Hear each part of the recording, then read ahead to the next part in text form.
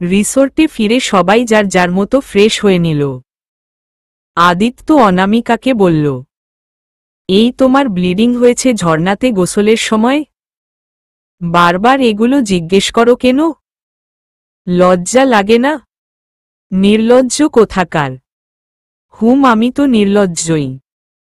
বউয়ের সামনেই সব নির্লজ্জতা। না হলে সমস্যা আছে। অনামিকা বাঁকা দৃষ্টিতে তাকিয়ে আছে আদিত্যের দিকে। আদিত্য আবার বলল, আচ্ছা থাক, বলতে হবে না। শুনেছি পিরিয়ডের সময় মেয়েদের অনেক সমস্যাই হয়, তাই বারবার জানতে চাই। কোনো সমস্যা হলেও বইল না। লজ্জা নিয়ে পেটে চেপে রেখো কথা। এখন চলো, খেতে যাব। প্রচুর ক্ষুধা পেয়েছে আমার। অনামিকার খুব খারাপ লাগল। ওর সত্যি কোমর ব্যথা হচ্ছিল প্রচুর। ঠিকমতো দাঁড়াতেও পারছিল না। আদিত্যকে দেখানোর জন্যেই কষ্ট করে স্বাভাবিকভাবে চলছে। আদিত্য ফ্রেশ হয়ে এসে ওরা খাওয়ার জন্য হোটেলে চলে গেল। খেতে বসার পর আদিত্য সেখানে স্থানীয় অনেক খাবার নিয়েছে। অনামিকার কাছে শুধু ডিশের আইটেমগুলোই পরিচিত, কিন্তু খাবারগুলোর নাম সম্পূর্ণ অজানা। আদিত্য মোটামুটি সবগুলো সম্পর্কেই জানে, তাই সেগুলো অনামিকাকে চিনিয়ে দিল। রিসোর্টে ফিরে এসেই আদিত্য বিছানায় গা এলিয়ে দিল। ওর পাশে বসে অনামিকা বলল, এখানে আসছি পর থেকে তো একবারও বাড়িতে কল দেওয়া হয়নি। জানি, কিছুই করার নেই। ভেবেছিলাম আর রবি সিম কার্ডটা মানি ব্যাগে ছিল, বাট এখানে আসার পর চেক করে দেখলাম নেই। মনে পড়ল সিমটা বাড়িতেই ফেলে এসেছি। আমার তো জিপি আর বাংলালিংক আছে। দুটো সিমেরই নেটওয়ার্ক এখানে পাওয়া যায় না, একমাত্র রবির নেটওয়ার্ক পাওয়া যায়। দুর্ভাগ্য যে আমার সিমটা আমি নিয়ে আসিনি। ওহহ, আমার সিম তো রবি, বাট ব্যালেন্স নেই। এখানে আশেপাশে লোড করা যাবে? তোমার না জিপি ছিল?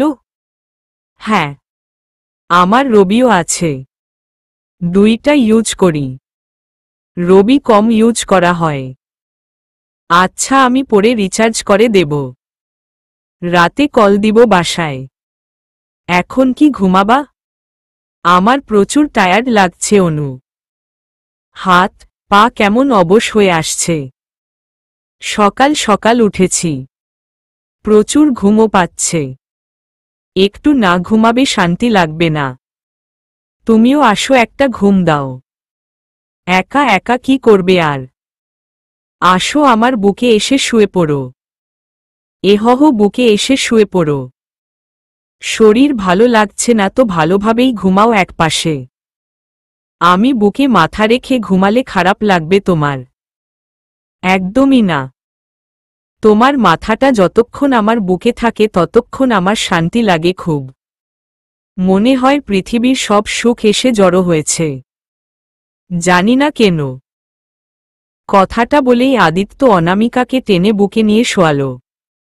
অনামিকা উঠতে চেয়ে বলল, বুকে ভার ভার লাগবে আমি শুলে। তোমার নিঃশ্বাস নিতে কষ্ট হবে। কিছু হবে না, তুমি আসো। আদিত্য অনামিকাকে বুকে নিয়ে কিছুক্ষণের মধ্যেই ঘুমে তলিয়ে গেল। আদিত্য ঘুমোতেই অনামিকা আস্তে করে উঠে তাকিয়ে রইল আদিত্যের মুখের দিকে। মানুষটা কত নিষ্পাপ, কত মায়াবী। একটা নিষ্পাপ বাচ্চার মতো লাগছে ঘুমন্ত মুখটা। অনামিকা বিশ্বাস করতে পারে না আদিত্য এত সহজেই ওকে ভালোবেসে ফেলতে পারবে। ওর এখনো মনে হয় ও যেন স্বপ্নের মধ্যে আছে। কত ভালোবাসে ও আদিত্যকে। কত রাত না ঘুমিয়ে কাটিয়েছে এই ছেলেটার চিন্তায়। এই ছেলেটা এমনভাবেই মনে বসেছিল যে কোনোভাবেই একে সরানো যাচ্ছিল না। সৃষ্টিকর্তা এতটা দয়া করেছেন যে অনামিকার ভালোবাসাটা সত্যি পূর্ণতা দিয়েছেন তিনি। সবই অনামিকার কাছে স্বপ্নের মতো লাগে। একটু সূর্যের আলো এসে পড়ছিল আদিত্যের মুখে। অনামিকা উঠে জানালার পর্দা টেনে দিল। তারপর আবার এসে শুয়ে পড়ল আদিত্যের পাশে। আদিত্য একটা হাফ কোয়ার্টার টি শার্ট পরেছিল। শার্টের বোতামগুলো খোলা ছিল। ওর বুকের লোমগুলো শার্টের ফাঁক দিয়ে যেন উকি দিয়ে আছে অনামিকার দিকে। অনামিকার ঘোর লেগে যাচ্ছে। আদিত্যের গালভর্তি দাড়ি, বুকের লোম, হাতের উপর লেপ্টে থাকা সিল্কি লোম, পায়ের ঘন লোমগুলো বারবার অনামিকাকে পাগল করে তুলে। ইচ্ছে করে হাত বুলিয়ে দিতে। আদিত্য যখন অনামিকার ঘাড়ে মুখ গুজে দেয় তখন ওর দাড়ির আলতো খোঁচাই যথেষ্ট ওকে অস্থির করে তোলার জন্যে। ওর পুরোটা শরীর শিউরে ওঠে তখন। নিজের অজান্তেই অনামিকা আদিত্যের বুকে হাত বুলাতে লাগল। আদিত্যের বুকটা ঠান্ডা হয়ে আছে। হাত বুলাতে বুলাতে অনামিকা মাথা নিচু করে একটা চুমু খেল আদিত্যের রোমশ বুকে। তারপর আরেকটা চুমু খেল। বেশ কয়েকটা চুমুতে আদিত্যের বুকটা ভরিয়ে ফেলল অনামিকা। আদিত্য সবই টের পাচ্ছিল। অনামিকার চুলগুলো ওর মুখে সুরসুরি দিচ্ছিল বারবার। তবুও আদিত্য ঘুমের ভান ধরে পড়ে থাকল। মনে মনে ভাবতে লাগল এই দিনের মোবাইলায় মেয়েটা এমন করতে থাকলে তো নিজেকে কন্ট্রোল করে রাখা কঠিন হয়ে পড়বে। অনেকগুলো চুমু দেওয়ার পর অনামিকা আদিত্যের বাহুর বন্ধনে নিজেকে জড়িয়ে নিয়ে ওর বুকে শুয়ে পড়ল। আদিত্য অনামিকাকে আরেকটু শক্ত করে নিজের বুকে চেপে ধরল। আদিত্য ভাবছে মেয়েটা সত্যি এখনো আমাকে প্রচণ্ড ভালোবাসে। এই মেয়েটা গত কয়টা দিনেই এমনভাবে আমাকে কাছে টেনেছে যা গত 7 বছরের সাজি করতে পারেনি। আচ্ছা, সাজিকে কি আমি সত্যি ভালোবাসতাম? নাকি সবটাই মোহ, মায়া কিংবা শুধুই ভালো লাগার কিছু অনুভূতি ছিল? না, এটা হতে পারে না।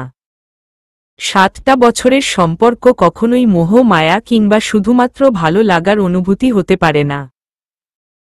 কিন্তু গত 7টা বছরে আমি সাজিকে যতটা না অনুভব করতে পেরেছি তার চেয়ে শতগুণ বেশি মাত্র গত কটা দিনে অনুকে অনুভব করেছি। ওর জন্যে কি তাহলে আগে থেকেই আমার মনে জায়গা ছিল? আদিত্য আর ভাবতে পারছে না। ও আর ভাবতে চায়ও না। এখন ও শুধু জানে যে ও অনামিকাকে ভালোবাসে। ওকে নিয়েই ওর সারাটা জীবন কাটাতে হবে। ভালোবাসার আলিঙ্গনে আবদ্ধ করে রাখতে হবে ওকেই সারা জীবন।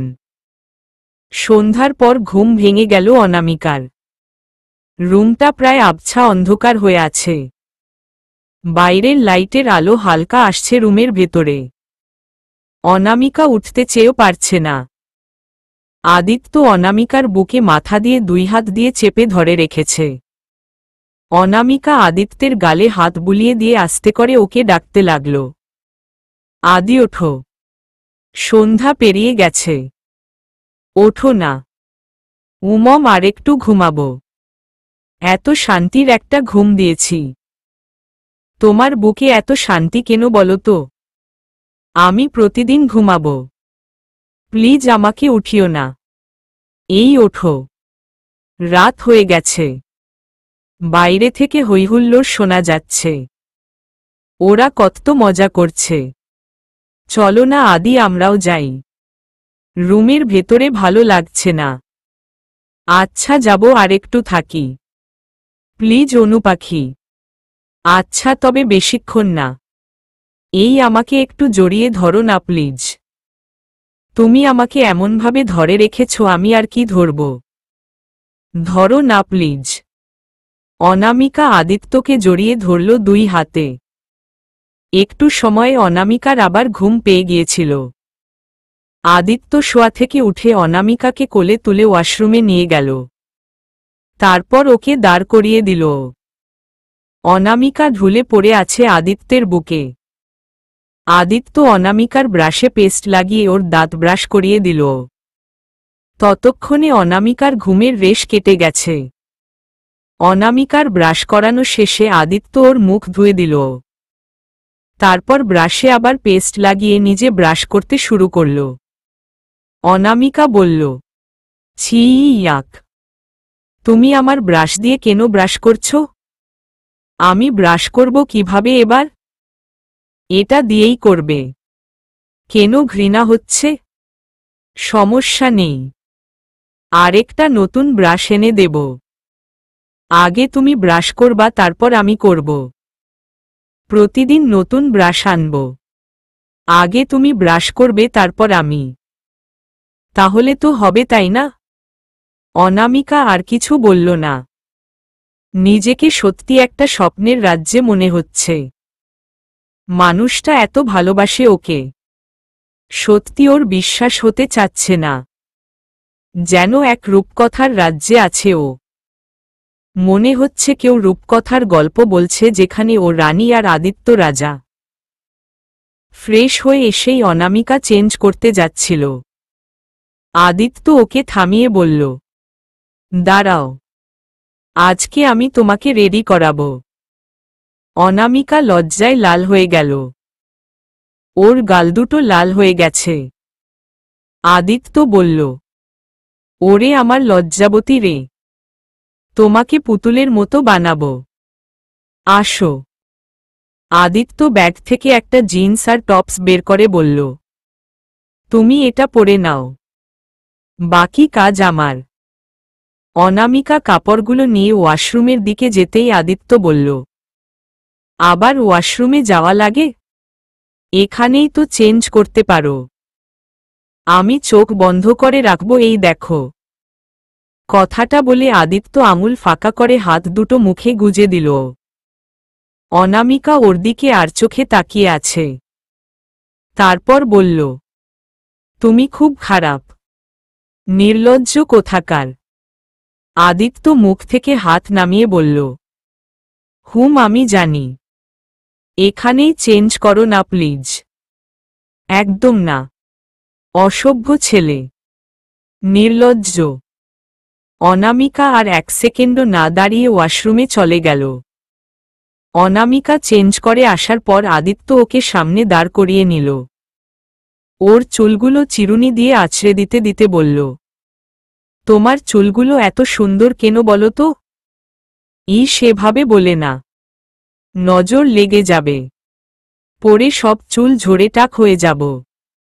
হাহা হাহা, ব্যাপার না, তুমি টাক হয়ে গেলেও তোমাকে এভাবেই ভালোবাসবো আর চুল আছড়ে দেব। হাহা হাহা, সবসময় খালি দুষ্টুমি। টাক হয়ে গেলে চুলই তো থাকবে না, আছড়াবে কি? ওহহ, হ্যাঁ তাই তো। হাহা হাহা। আচ্ছা শুনো, চুলে তেল দিতে হয় মাঝে মাঝে, না হলে শুষ্ক হয়ে যাবে অনেক। আমার তেল ভালো লাগে না, গরম লাগে প্রচণ্ড।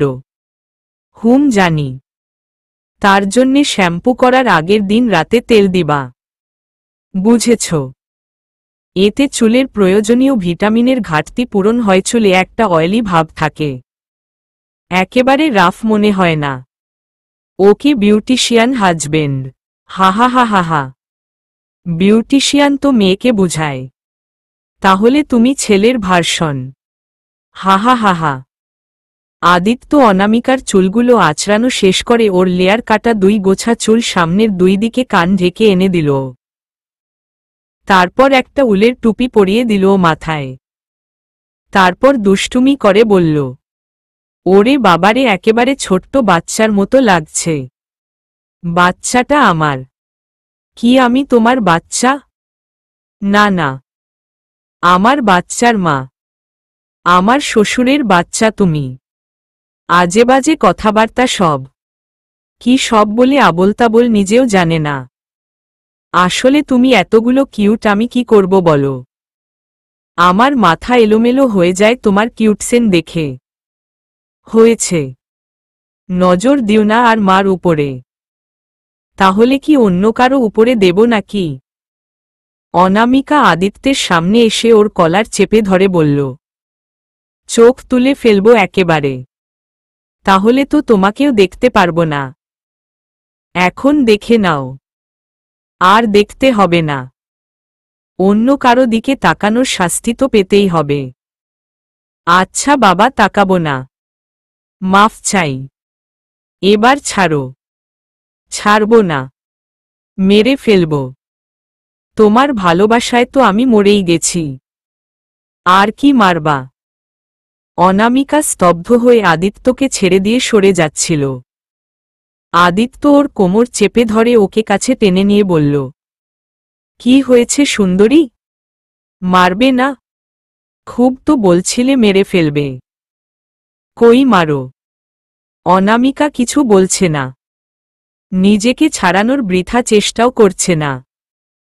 আদিত্য নিজেই ওকে ছেড়ে দিয়ে একটা ওড়না নিয়ে অনামিকার গলায় পেঁচিয়ে সামনের দুই দিকে ঝুলিয়ে দিয়ে বলল, চলো এবার বাইরে যাওয়া যাক। রাত 9টা বাজে এখন। কোথায় যাব? চলো দেখি কোথায় যাওয়া যায়। আগে আমরা খাওয়া দাওয়া করব, তারপর কিছুক্ষণ হাঁটব পিছলা রাস্তাতে। ভালো লাগবে খুব। এই রাতের বেলা এখানে যদি কেউ কিছু বলে? কিছু বলবে না, আমরা তো স্বামী স্ত্রী, কেউ কিছুই বলবে না। চলো এবার। এই শুনো না, এই টপসটা তো ছোট, এটা পরে বাইরে যাব? সমস্যা নেই চড়ুই পাখি, এটা ঠিক আছে। এটা বেশি ছোট হলে আমি নিজেই তোমাকে পরতে দিতাম না বাইরে যাওয়ার জন্যে।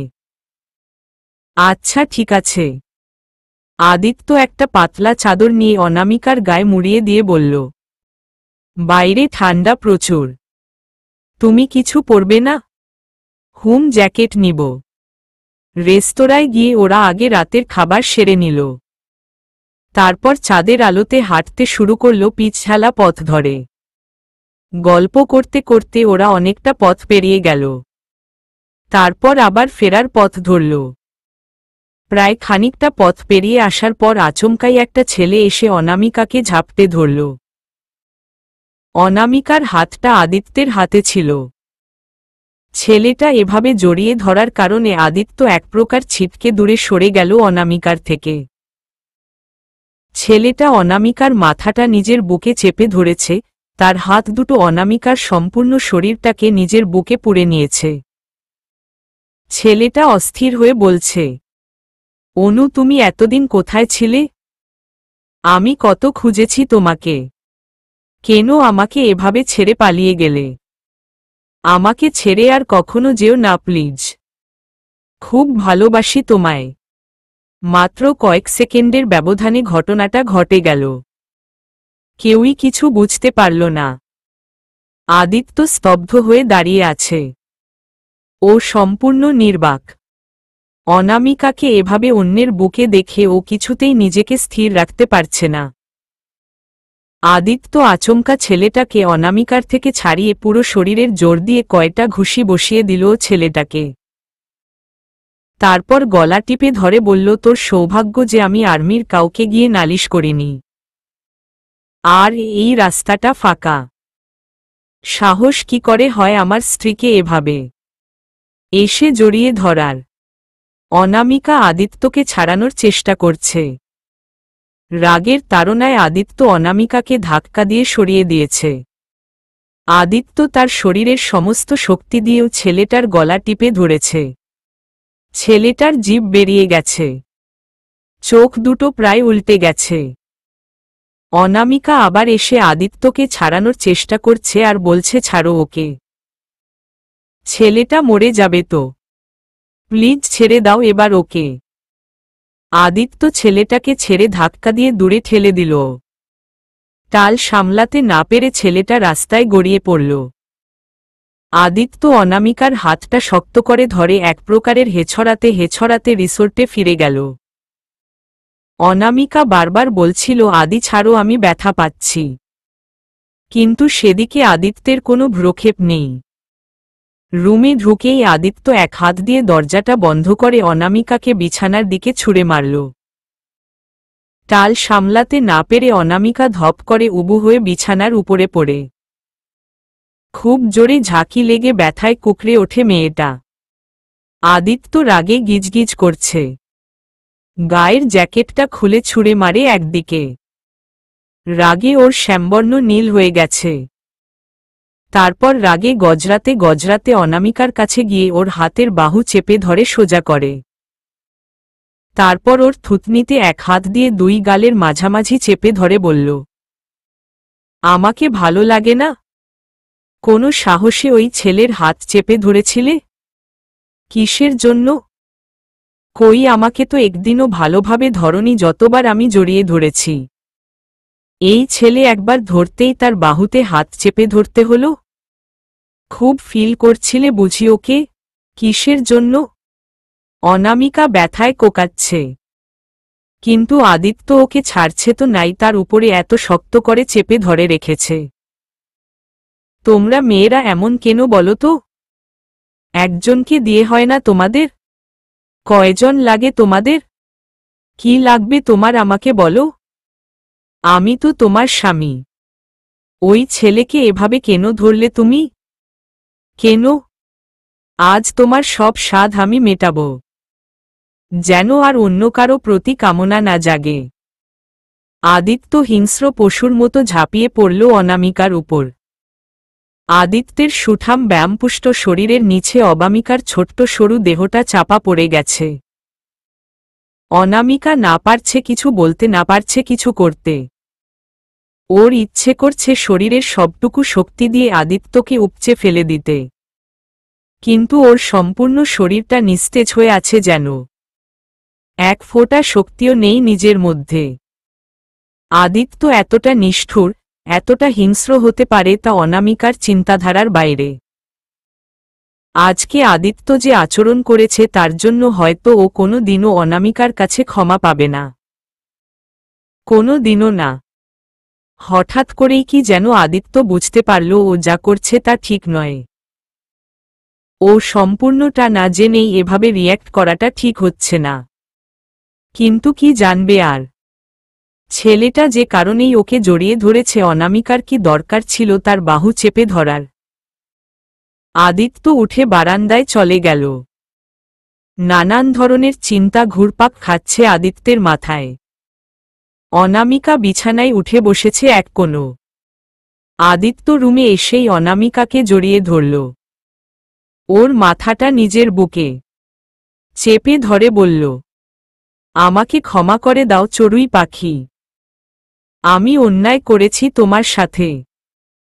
ঘটনা পুরোটা না জেনেই জানোয়ারের মতো আচরণ করেছি তোমার সাথে। আমাকে ক্ষমা করে দাও প্লিজ। মেয়েটার শরীরের সমস্ত এনার্জি যেন শেষ। আদিত্য অনামিকার মুখোমুখি বসে ওর দুই গালে দুই হাত রেখে বলল, খুব বেশি লেগেছে তাই না?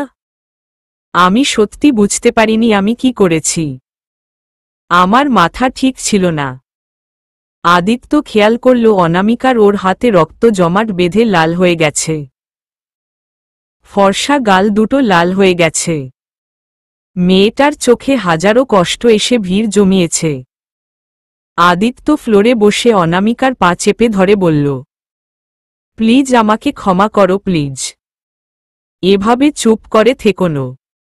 অনামিকা আদিত্যের হাত ছাড়িয়ে নিয়ে বলল, এই আমার গাল, হাত, শরীরে যতটা না ব্যথা পেয়েছি তার চেয়ে শতগুণে বেশি ব্যথা পেয়েছি আমার মনে।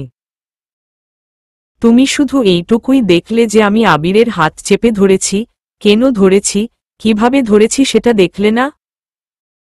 ছেলেটাকে কেন এভাবে আমাকে এই অচেনা জায়গায় জড়িয়ে ধরে পাগলের প্রলাপ বকছিল তা একবারও জানার প্রয়োজন বোধ করনি তুমি, তাই না? অনামিকার গাল বেয়ে অশ্রু গড়িয়ে পড়ল। আদিত্য ওর চোখের পানি মুছে দিয়ে বলল, আমি জানি আমি অনেক বড় অন্যায় করেছি তোমার সাথে। আমাকে ক্ষমা করে দাও প্লিজ। আমার এত রাগ আমি কি করব কিচ্ছু জানি না। রাগ উঠলে আর নিজেকে কোনোভাবেই সামলে রাখতে পারি না। আমাকে ক্ষমা করো প্লিজ। এই রাগের কারণে হয়তো জীবনে অনেক কিছুই হারাতে হবে তোমাকে। অনামিকার কথাটা আদিত্যের বুকে যেন ছুরির মতো আঘাত করল। আবির আমার কলেজ ফ্রেন্ড। ও আমাকে খুব বেশি পছন্দ করত। হয়তো এখনো করে। গত 2 বছরের মতো ওর সাথে আমার সম্পূর্ণ যোগাযোগ বন্ধ ছিল। আমি জানি যা ও এখানে কিভাবে এসেছে বা কি করছে। তবে আমি শুধু এইটুকুই জানি যে ও একটা সাইকো। সাইকোলজিক্যাল প্রবলেম ওর ছোটবেলা থেকেই।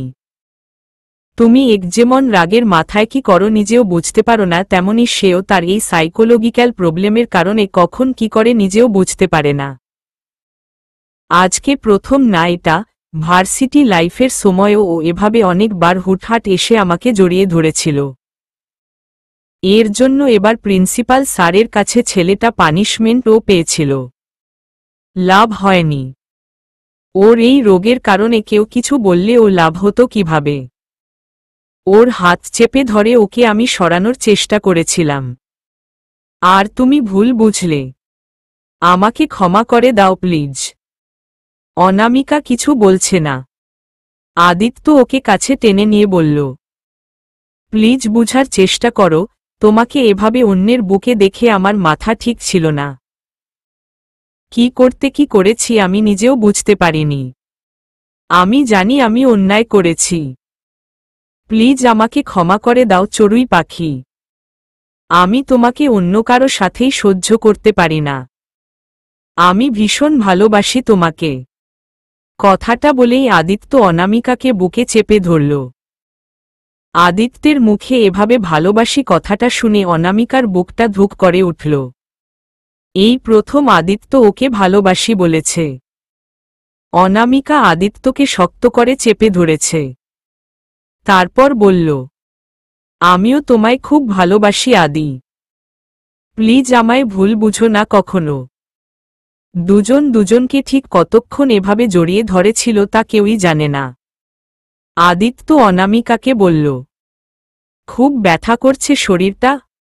না ঠিক আছে। আমি কি বলবো জানি না। আমাকে মারো, আঘাত করো। কথাটা বলেই আদিত্য অনামিকার হাত দুটো নিয়ে নিজের গালে মারতে লাগল। অনামিকা হাত দুটো জোর করে ছাড়িয়ে নিল। তারপর বলল, আমি ঠিক আছি আদি। এখন সব ঠিক আছে। একটু আদর করে দিল এই ব্যথাটা সেরে যাবে। আদিত্য চুপ করে তাকিয়ে আছে অনামিকার দিকে। অনামিকা বলল, কি হলো? এভাবে চোখ দুটো হাঁসের ডিমের মতো বের করে রেখেছ কেন? মুখটা এভাবে বোয়াল মাছের মতো খুলে রেখেছ কেন? এত অবাক হওয়ার কি আছে? আদিত্য চোখ স্বাভাবিক করে মুখ বন্ধ করে বলল, ফ্রেশ হয়ে আসো, আদর করব পরে। অনামিকা উঠে দাঁড়ালো আদিত্যের সামনে। তারপর হাত দুটো বাড়িয়ে দিয়ে বায়না ধরল কোলে ওঠার। আদিত্য বুঝতে ওকে কোলে তুলে নিল। অনামিকা নিজের হাত দুটো আদিত্যের গলায় ঝুলিয়ে রাখল। আদিত্য বলল, এবার কি করব ম্যাম? ওয়াশরুমে নিয়ে চলো। আমাকে চেঞ্জ করিয়ে দিবা, ফ্রেশ করে দিবা। আদিত্য হঠাৎ করেই যেন খুব লজ্জা পাচ্ছে। অনামিকা বলল, যাক এবার বুঝলাম তুমিও লজ্জা পাও। এহহকে বলল আমি লজ্জা পাই? একদম লজ্জা পাচ্ছি না আমি। তোমার মতো নাকি যে বউকে লজ্জা পাব? স্পষ্ট দেখতে পাচ্ছি লজ্জায় নীল হয়ে গেছ। অনামিকার দিকে তাকিয়ে আদিত্যের খুব মায়া হচ্ছে। মনটা খারাপ করে বলল, খুব কষ্ট দিয়েছি তাই না? খুব ব্যথা হচ্ছে? গাল দুটো লাল হয়ে ফুলে গেছে। I am sorry. আদিত্য মাথাটা নামিয়ে ফেলল। অনামিকা ওর মুখে হাত দিয়ে বলল, এই এত অনুতপ্ত বোধ নিয়ে তুমি বারবার ক্ষমা চাচ্ছ এটাই যথেষ্ট। আমার আর কিছু লাগবে না। আদর লাগবে না? ওটা তো দুষ্টুমি করে বলেছি। সত্যি লাগবে না? উহু একদম লাগবে না। সত্যি তো? ভেবে বলছো? আগে ফ্রেশ তো হয়ে নেই দুইজন। আগে বলো আদর লাগবে কিনা? হুম লাগবে তো। সব লাগবে। আচ্ছা। ফ্রেশ হয়ে এসেই দুজন শুয়ে পড়ল। অনামিকা আদিত্যের বুকে মাথা দিয়ে শুয়ে আছে। অনামিকা বলল, আমরা ফিরব কবে? আমরা তো এখানে এসেছি 7 দিনের জন্যে। মাত্র 3 দিন হলো। এই শুনো না আমি না কাপ্তাই নদীতে যাব। আচ্ছা নিয়ে যাব। ঝুলন্ত ব্রিজে যাওয়াও তো বাকি, সেখানেও যাব। 2 দিন রিসোর্টে থাকব। রিসোর্টে থেকে কি করব? তোমায় আদর করব 2 দিন। আমার খুব ইচ্ছা মন ভরে আদর করব। সময় কি ফুরিয়ে যাচ্ছে নাকি? তা যাচ্ছে না। তবে আবার অফিস, কর্মব্যস্ততা, তোমার সংসার সামলানো সবকিছুর মাঝে রাতে হয়তো একটু সময় পাব। আর ছুটির দিনে আমি থাকলেও তুমি সারাটা দিন আমাকে দিতে পারবা না। আমি কি সারাদিন কাজ করব নাকি? কাজের সময়টা কাজ শেষ করেই তো বাকি সময় তোমার কাছে থাকব। তবুও তোমায় 2 দিন কেন 2 জনম দেখলেও আমার মন ভরবে না। ন্যাকামি। এই কারণে তোমায় কিছু বলতে নেই। আমি ন্যাকামি করব কেন? আমি কি তোমার নামডাকা বয়ফ্রেন্ড নাকি যে ন্যাকামি করব? তা ঠিক। হ্যাঁ বলো বলো। কি বলবা বলো? এখন তো কিছু বলার নেই। ভালোবাসার খুনসুটি, একটু মিষ্টি মিষ্টি ঝগড়া করতে করতেই ওদের রাতের অর্ধেক কাটিয়ে দিল। ভোরের আলোয় আদিত্যের ঘুম ভাঙল। অনামিকা ওর বুকে গভীর ঘুমে তলিয়ে আছে। গতকালকের ঘটনা নিয়ে আদিত্যের মনটা খুব খারাপ হয়ে আছে। ভীষণ অনুতপ্ত বোধ করছে। অকারণেই মেয়েটাকে ভুল বুঝল। আদিত্য আলতো করে অনামিকার চুলে হাত বুলিয়ে দিয়ে কপালে একটা চুমু দিয়ে ডাক দিল ওকে। অনামিকা বেঘোরে ঘুমাচ্ছে। অনামিকা আবছা তাকিয়ে ঘুমু ঘুমু কণ্ঠে বলল, এভাবে ডাকছ কেন? আমি আরও ঘুমাব। আমাকে ঘুমাতে দাও তোমার বুকে। আচ্ছা ঘুমাও, কোনো সমস্যা নেই। অনামিকা আরও বেশ খানিক্ষণ ঘুমালো আদিত্যের বুকে। তারপর ঘুম থেকে উঠে বসল। আদিত্য বলল, যাও ফ্রেশ হয়ে আসো, তারপর নাস্তা করতে যাব। আর আজকের লাঞ্চ করব কাপ্তাই হ্রদের দিকে। ওখানের রেস্তোরাঁয় গিয়ে আঞ্চলিক খাবারগুলো খাবো কেমন? আচ্ছা।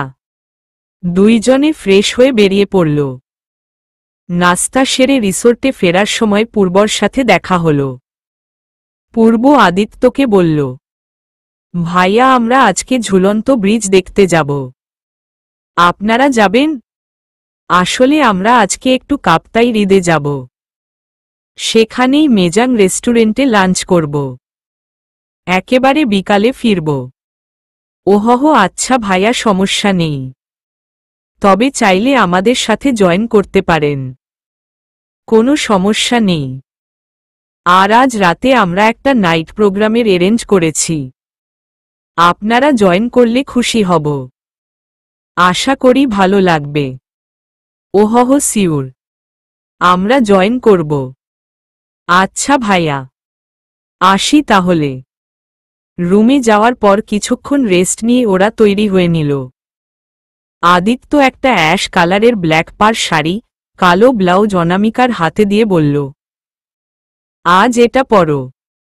আর চুলগুলো খোলা রাখবে না। ঘাড়ের উপরে একটা খোপা করে নিও। সামনের কপাল থেকে কান পর্যন্ত লেয়ার কাটা 2 গোছা চুল গালের 2 পাশে খুলে রাখবে। একটা কালো টিপ পরবে, ঝুমকো পরবে, অল্প কটা চুড়ি পরবে 2 হাতে, চোখে কাজল লাগাবে আর ঠোঁটে হালকা গোলাপি রঙের লিপস্টিক লাগাবে। কেমন? এত কষ্ট করে সব না বলে তুমি নিজে সাজিয়ে দিলেই তো পারো। তোমার পছন্দ মতো। আচ্ছা তবে তাই করব। অনামিকাকে শাড়ি পরায় হেল্প করল আদিত্য। অনামিকার মেধহীন পেটের দিকে তাকিয়ে আদিত্যের চোখে নেশা লেগে যাচ্ছিল। ওর নাভির দিকে চোখ পড়তেই ইচ্ছা করছিল আঙুল দিয়ে স্পর্শ করে দিতে। অনামিকা বুঝতে পেরে আদিত্যের চুল ধরে টান দিয়ে বলে, অসভ্য, লজ্জা করে না এভাবে তাকিয়ে থাকতে? বউয়ের দিকেই তো তাকিয়ে আছি, তাই বলে এভাবে লোলুপ দৃষ্টিতে তাকিয়ে থাকতে হবে? সামনের দৃশ্য যদি লোভনীয় হয় তাহলে না তাকিয়ে পারা যায় না। কি করব বলো? হয়েছে, এবার শাড়িটা পরানো শেষ করো। এই চলো না একটু রোম্যান্স করি। আর 1 ঘন্টা পরে বের হই। সারাক্ষণই তো রোম্যান্সের সাগরে ডুবে থাকো। এখন আবার কিসের রোম্যান্স করবা? সারাক্ষণ কই ডুবে থাকি? রোম্যান্স তো এখনো শুরুই করিনি। শুরু করলে বুঝবা রোম্যান্সের সাগর কাকে বলে আর কতটা গভীরে ডুব দেওয়া যায়। উফ, সবসময় দুষ্টুমি। এখন কোনো দুষ্টুমি না। যে 2 দিন ঘরবন্দি হওয়ার প্ল্যান করেছ তখন করবা যা রোম্যান্স করার। যত গভীরে ডুব দেওয়ার দিও। এখন না প্লিজ। মনে থাকবে তো? হুম রে বাবা, থাকবে। আদিত্য অনামিকাকে শাড়ি পরিয়ে দিয়ে ওর চুলগুলো খোপা করে দিল। তারপর বলল, এই শুনো না। হুম বলো। লোভ সামলাতে পারছি না তো। মায়ের লাগাবো ধরে, অসভ্য ছেলে। চলো জলদি। অনামিকা আদিত্যের হাত চেপে ধরে বাইরে বেরিয়ে পড়ল। নিরুপায় আদিত্য আর কি করবে। কাপ্তাই হ্রদে পৌঁছে অনামিকা বলল, এই একটা নৌকা ভাড়া করো। রিজার্ভ নাও, যেন সারাদিন ঘুরতে পারি নদীতে। রিজার্ভই নিব চড়ুই পাখি। না হলে ব্যাক করতে সমস্যা হবে। তবে ইঞ্জিন চালিত নৌকা নিতে হবে। না হলে ফিরতে অনেক রাত হয়ে যাবে। আচ্ছা নাও। আদিত্য একটা নৌকা রিজার্ভ করে নিল। নৌকায় ওঠার পর আদিত্য কোথা থেকে যেন একটা বড় টকটকে লাল রঙের ডেইজি ফুল অনামিকার খোপায় গুজে দিল। অনামিকা অবাক হয়ে বলল, এই ফুল কোথা থেকে আনলে? উপরে একটা ফুলের দোকান ছিল, সেখান থেকে নিয়েছি। ভাগ্যি সেই একটা ফুলই ছিল লাল রঙের। কখন নিলে? আমি তো দেখলাম না নিতে। জাদু জানো নাকি? আমি জাদুঘর। হা হা হা। মজা করো না। বলো না কোথা থেকে এনেছ? মানে কখন নিয়েছ? আরে বাবা, তুমি যখন গাড়ি থেকে নামলে তখনই নিয়েছি। তুমি শাড়ি ঠিক করাই ব্যস্ত ছিলে বলে দেখোনি। একটা ফুল কিনতে কতক্ষণই বা লাগে আর। ওহহ, আচ্ছা। এই ফুলটা আমার খুব ভালো লাগে জানো। এটার কোনো স্মেল নেই, তবুও খুব ভালো লাগে। তার জন্যেই কিনেছি। তুমি কি জানো আমার এই ফুল ভালো লাগে? না। তাহলে এভাবে বললে কেন? এমন ভাব যেন জানো আমার প্রিয় ফুল এটা। ধারণা করলাম আর কি। খোপায় এই ফুলটা খুব ভালো লাগে। একপাশে অনেকক্ষণ ঘোরা হলো হৃদে। চারপাশ ঘুরে ফিরে দেখেছে দুইজনে। অনামিকা বলল, দেখো আদি, চারপাশ কি সুন্দর। একেবারে খোলামেলা। দূর দূর পর্যন্ত কোনো জনমানব নেই। চারদিকে শুধু পানি আর পানি। খুব সুন্দর না? তা তো বটেই। পানির স্রোত কি সুন্দরভাবে বয়ে যাচ্ছে। শব্দটা কান পেতে শুনে দেখো কি সুন্দর। খোলা আকাশের নিচে এমন সুন্দর পরিবেশ, আহ! কি মণিমুগ্ধকর। এক জীবন এখানে এভাবেই কাটিয়ে দেয়া যাবে। আদিত্য মুখ বাঁকিয়ে বলল, আর আমার সাথে? সবসময় খালি অন্য কথা ঢুকিয়ে দাও। প্রকৃতির সৌন্দর্যে হারিয়ে যাচ্ছিলাম, এসেই দিল টান। তুমি খুব খারাপ। আচ্ছা দেখো। আদিত্যের মনটা একটু খারাপ হয়ে গেল। অনামিকা কি কালকের কথা নিয়ে এখনো রাগ আদিত্যের উপরে? কিভাবে যেন বলল কথাটা। অনামিকা বুঝতে পারল আদিত্যের মন খারাপ হয়েছে, তাই ওর পাশ ঘেঁষে বসেছে। তারপর ওর হাতটা ধরর বলল, মাঝে মাঝে আমরা দুপুরবেলা ছাদে বসে চাঁদ দেখব, আকাশের তারা গুনব। কেমন? আদিত্য কিছুক্ষণ অনামিকার দিকে তাকিয়ে থেকে ফিক করে হেসে দিল। অনামিকা ওর মায়াকারা হাসিটা মুগ্ধ হয়ে দেখছে। হাসিটা সম্পূর্ণ প্রাকৃতিক, কোনো অভিনয় মেশানো নেই। এই হাসিটা খুবই মূল্যবান, খুবই নজরকাড়া। এক অদ্ভুত মুগ্ধতা কাজ করছে। আদিত্য হাসি থামিয়ে বলল, দিনের বেলা তোমার জন্য আকাশে চাঁদ তারা উঠবে তাই না? পাগলি একটা। ওহহ, আসলেই তো। দিনে তো চাঁদ তারা ওঠে না। ধ্যাত, কি বলে ফেললাম। আদিত্য আবার হো হো করে হেসে উঠল। অনামিকা আদিত্যের এই হাসিটা দেখার জন্যেই এমন উদ্ভট একটা কথা বলেছে। নৌকার মাঝিও ওদের কাণ্ড দেখে হাসছে। অনামিকা আদিত্যকে বলল, হয়েছে হয়েছে, এত হাসির কিছু নেই। ভুল হতেই পারে মানুষের। আদিত্যের হাসি আরও বেড়ে গেল। অনামিকা বলল, নৌকাটা উল্টে যাবে। তুমি এত খিলখিল করে হাসছ, আর নৌকাটা কিভাবে দুলছে দেখো। পড়ে সবাই পানিতে পড়ে মরব। আমি সাঁতার পারি ম্যাডাম। তাহলে তুমি বেঁচে যাবা, আর মাঝি ভাইও বেঁচে যাবে। মাঝিরা সাঁতার জানে না এমন কেউ নেই। তার মানে আমি একা মরে পড়ে থাকব পানিতে? মরতে দিল তো। তোমাকে কোলে করে দিয়ে যাব ডাঙায়। এহহ, নিজে বাঁচে কিনা কে জানে, আবার আমাকে বাঁচাবে। আচ্ছা, এবার নামো। আমরা পাড়ে এসে পড়েছি। এখান থেকে নেমে মেজাং রেস্টুরেন্টে যাব। লাঞ্চ করতে হবে। খুব ক্ষুধা পেয়েছে। পেটুক একটা। আহ, ভালো করেই জানো পেটুককে। তুমি তুমি তুমি না তুমি। আচ্ছা আমি। এবার চলো।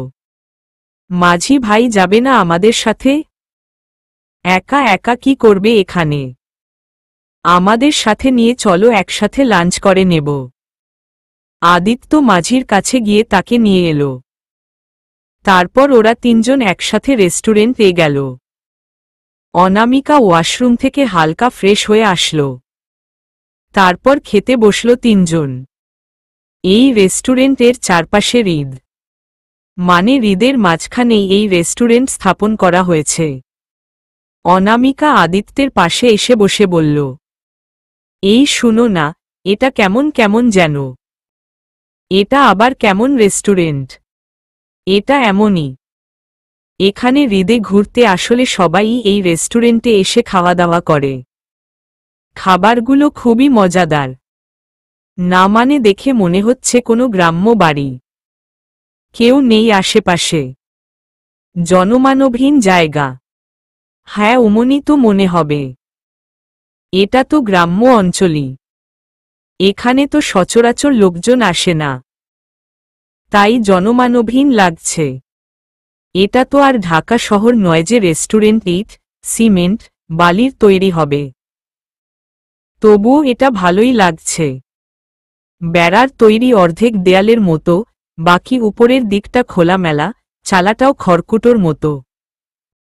আবার ফ্লোরটাও মাটির। আশেপাশে বড় বড় গাছগাছালি। আমার তো বেশ ভালোই লাগছে পরিবেশটা আর জায়গাটাও। শুধু এটাকে রেস্টুরেন্ট হিসেবে মেনে নিতে একটু কষ্ট হচ্ছে। খুবই সাদামাটা। তবুও ভালোই লাগছে। পগলি একটা। আচ্ছা, আমরা খাবো কখন?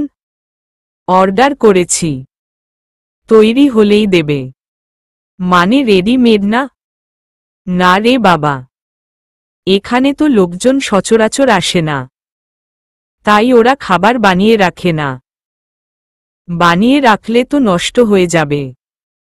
তাই শুধু যখন কেউ আসে তখন ওদের চাহিদামতো খাবার তৈরি করে পরিবেশন করা হয়। কত সময় লাগবে? আমাদের আইটেমগুলো আসতে কমপক্ষে 30 থেকে 40 মিনিট তো লাগবেই।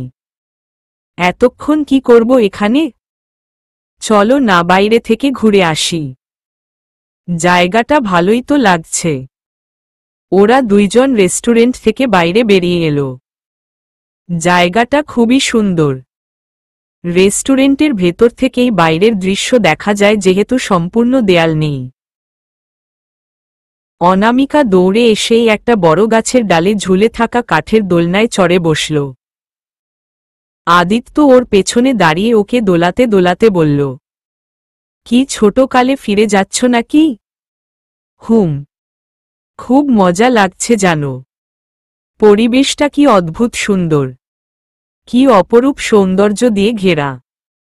দেখো বাতাসে একটা গন্ধ আছে, কি সুন্দর সে গন্ধটা। মাটির একটা গন্ধ আছে, আকাশের বিশালতার মাঝেও একটা অপরূপ মণিমুগ্ধকর সৌন্দর্য মিশে আছে। প্রকৃতির প্রতিটা জিনিসেই কিছু না কিছু অদ্ভুত মুগ্ধতা মিশে আছে। তুমি যতক্ষণ না উপলব্ধি করতে পারবা ততক্ষণ ভালো লাগবে না প্রকৃতিকে।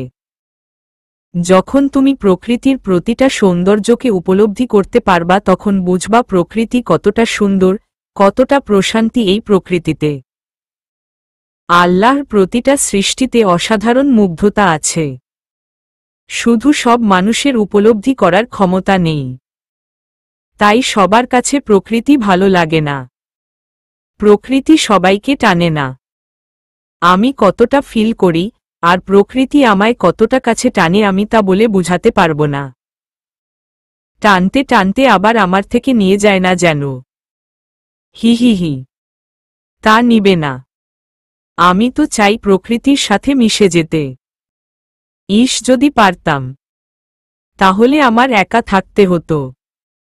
হা হা হা, তুমিও না খুব বাজি। হ্যাঁ জানোই তো, তোমারই। আচ্ছা একটা কাজ করা যায় না? আমরা এখানে একটা ছোট্ট কুঁড়েঘর বানাবো কেমন? বাবা মাকেও নিয়ে আসবো এখানে, তারপর এই প্রকৃতির বুকেই বাস করব। কি বলো? আদিত্য অনামিকাকে দোল দেওয়া বন্ধ করে ওর পাশে এসে বসল। তারপর ওর গাল দুটো দুই হাত দিয়ে টেনে দিয়ে বলল, ওরে আমার প্রকৃতিপ্রেমী বউ রে, আমার অফিসের কি হবে? আমরা খাবো কি? অফিস করতে হবে না, এখানে পাশে আমরা শাকসবজি চাষ করব, হ্রদ থেকে মাছ ধরব। তারপর সেগুলো দিয়েই আমাদের দিন চলে যাবে। আর আমরা যখন অসুস্থ হব তখন কি হবে? একটা ইঞ্জিনের নৌকা থাকবে আমাদের, ওটা দিয়ে যাতায়াত করব। কেমন? ওরে প্রকৃতি কন্যা, আচ্ছা তা দেখা যাবে। এখন চলো খেয়ে নেই, ক্ষুধা লেগেছে। হুম চলো। খাবার টেবিল ছানাবড়া করে বলল। এত খাবার কে খাবে আদি? এতগুলো খাবার কেন অর্ডার করেছ? খাওয়া শুরু করেন ম্যাডাম, আপনাকেই হবে না এগুলো। আমাকে কি তোমার হাতি মনে হয়?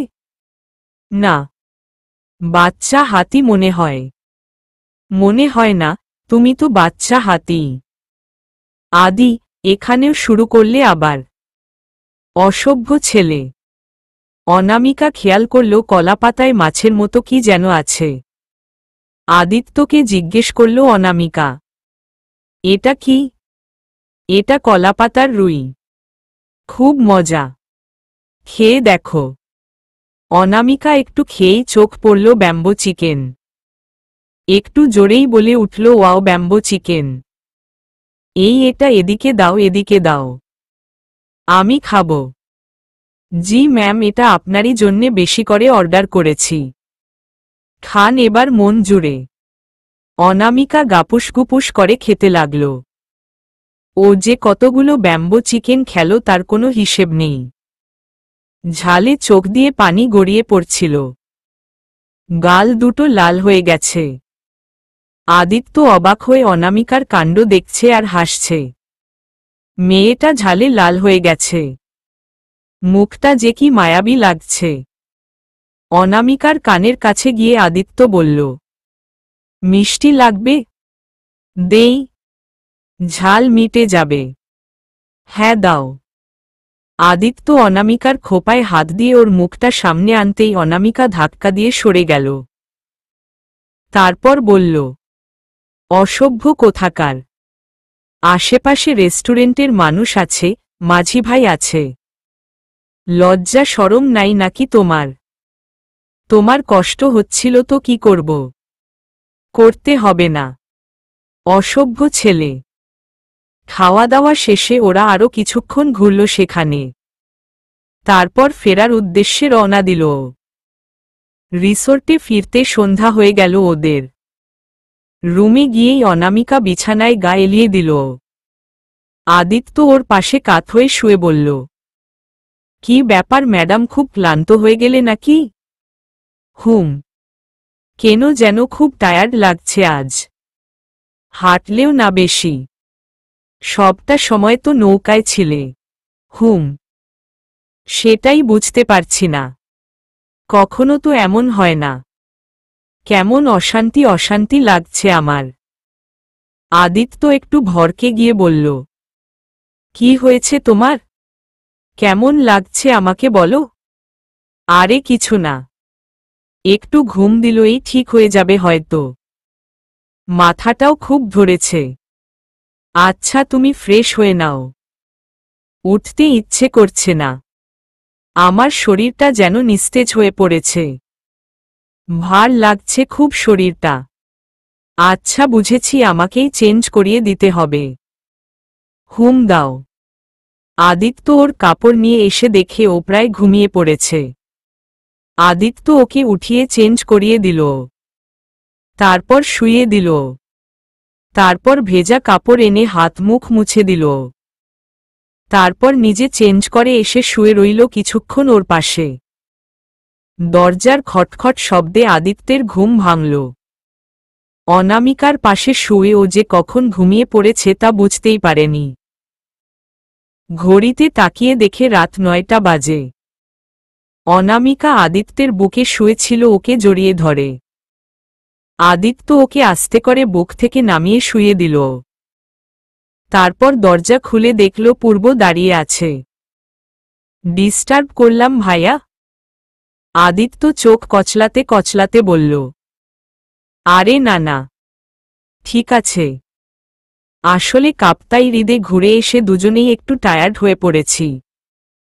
কখন ঘুমিয়ে পড়েছি টেরই পাইনি। ওহো, ঘুম হয়েছে? অনেক বেশি হয়ে গেছে। ভালো করেছো এসে। ভাইয়া, আমরা ঘণ্টাখানেক আগেই আমাদের প্রোগ্রাম শুরু করেছি। রিসোর্টের কাছেই। বেশি দূর না। আসলে আপনি বলেছিলেন আসবেন, তাই আমি এসেছি। তুমি একটু বসো, আমি আসছি অনুকে নিয়ে। আচ্ছা ভাইয়া। আদিত্য অনামিকাকে কয়েকবার ডাক দিল। অনামিকা চোখ মেলে আবছা আবছা দেখছে সব। ঘুমের রেশ কাটছে না। পূর্বকে বসিয়ে রেখেছে আদিত্য। ছেলেটা নিচে গিয়ে বসে আছে। অনামিকা উঠছে না। আদিত্য ওকে কোলে করে তুকে ওয়াশরুমে নিয়ে গেল। ব্রাশ করিয়ে মুখ ধুইয়ে দিল। তারপর ওকে চেঞ্জ করিয়ে দিল। ততক্ষণে অনামিকার ঘুম মেঘের মতো উড়ে গেছে। আদিত্য তৈরি হয়ে নিল।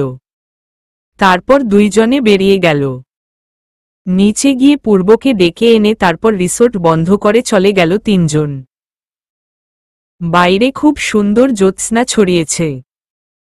বিটিজির সকল সদস্য হৈহুল্লোড় করছে। অনামিকা আর আদিত্য একপাশে গিয়ে বসেছে। চাঁদের আলোয় পরিবেশটা খুব সুন্দর লাগছে। সবাই অনেক রাত পর্যন্ত গানবাজনা করেছে। ওখানে কয়েকটা কাপল ছিল, ওরা কাপল ড্যান্স করেছে। আদিত্য আর অনামিকাও ওদের সাথে যোগ দিয়েছিল। ওদের প্রায় সবার সাথেই মোটামুটি আদিত্য আর অনামিকা খুব ভালোভাবে পরিচিত হয়ে গেছে। রাতে রিসোর্টে ফিরে অনামিকা গোমরা মুখ করে বসে আছে। আদিত্য ওর পাশে বসে ওকে বুকে টেনে নিয়ে বলল, কি হয়েছে চড়ুই পাখিটার? তুমি সবার সামনে এমন করলে কেন? ওমা, কি করেছি? এই জড়িয়ে ধরেছ, ড্যান্স করেছ আমায় নিয়ে, আর আমাকে খুব জ্বালিয়েছ। বারবার কেন বলতে হয় বাইরে এসব করব না? তো কি হয়েছে? আমারও বারবার কেন বলতে হয় আমি আমার বউয়ের সাথেই করি? উফ, খুব খারাপ তুমি।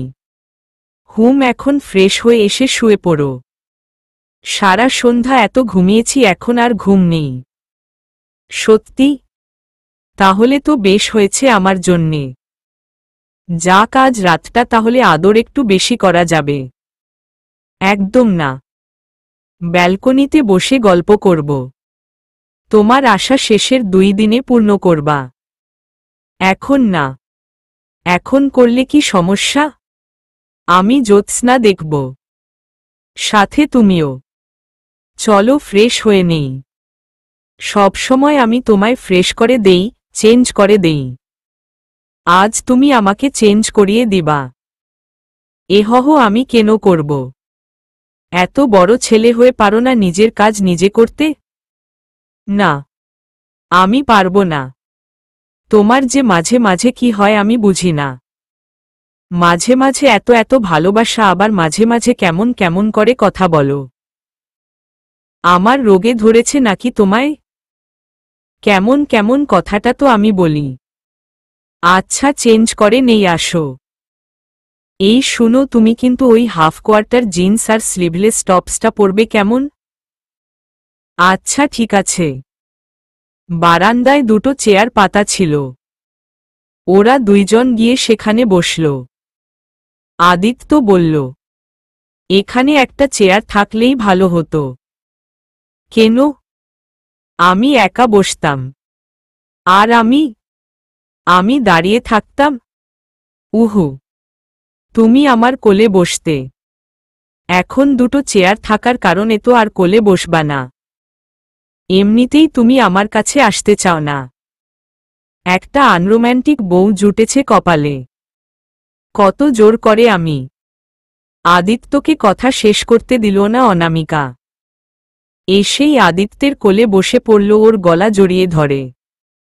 আদিত্য বুঝে উঠতে পারল না কি হল। আমাকে খুব আনরোম্যান্টিক মনে হয় তোমার, তাই না? তোমাকে আমি বুঝাবো রোম্যান্স কাকে বলে। জোরটা কাটিয়ে উঠতে একটু সময় নিচ্ছিলাম। আর আমাকে তুমি ফুটবল ভাবো, তাই না? এবার হাড়ে হাড়ে টের পাবা রোম্যান্স কত প্রকার ও কি কি। আদিত্য চোখ 2টো ছানাবড়া করে তাকিয়ে আছে অনামিকার দিকে। অনামিকা বলল, কি হলো? বিশ্বাস হচ্ছে না এটা আমি?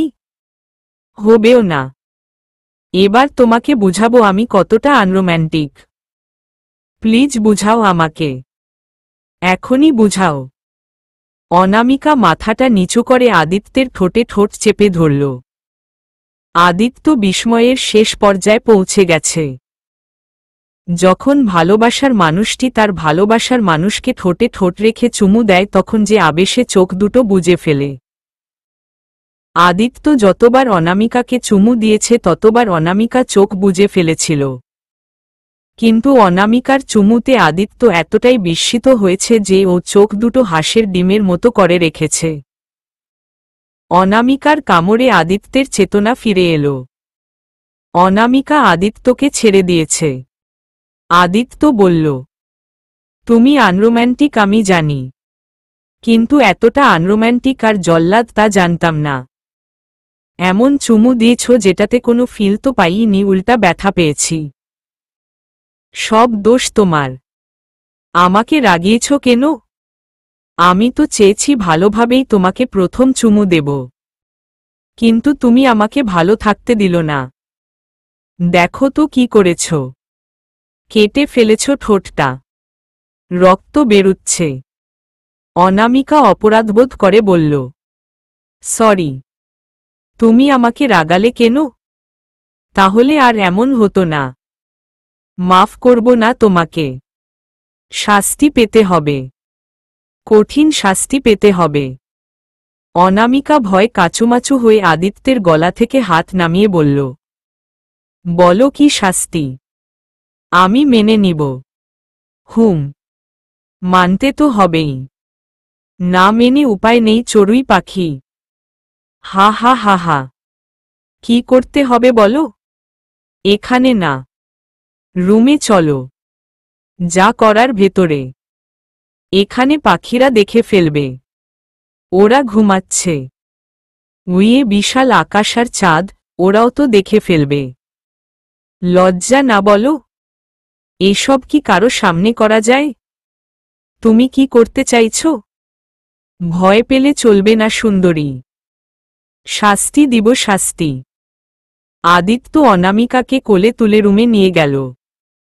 অনামিকা ভয়ার্ত দৃষ্টিতে তাকিয়ে আছে আদিত্যের দিকে। আদিত্য ওকে বিছানায় শুইয়ে দিল।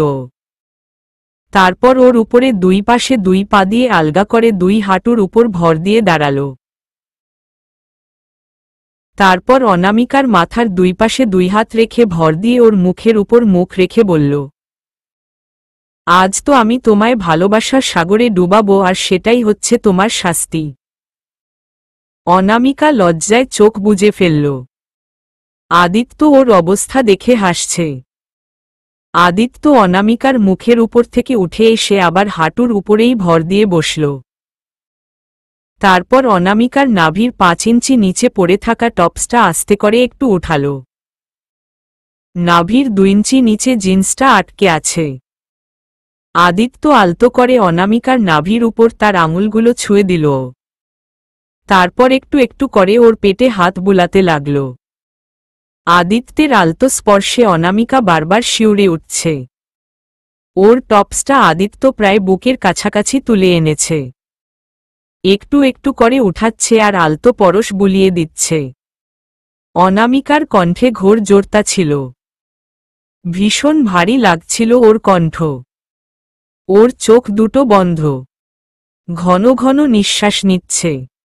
আদিত্য ওর টপসটা আরেকটু উঠাতেই অনামিকা বাধা দিয়ে বলল, না আদি প্লিজ। কেন?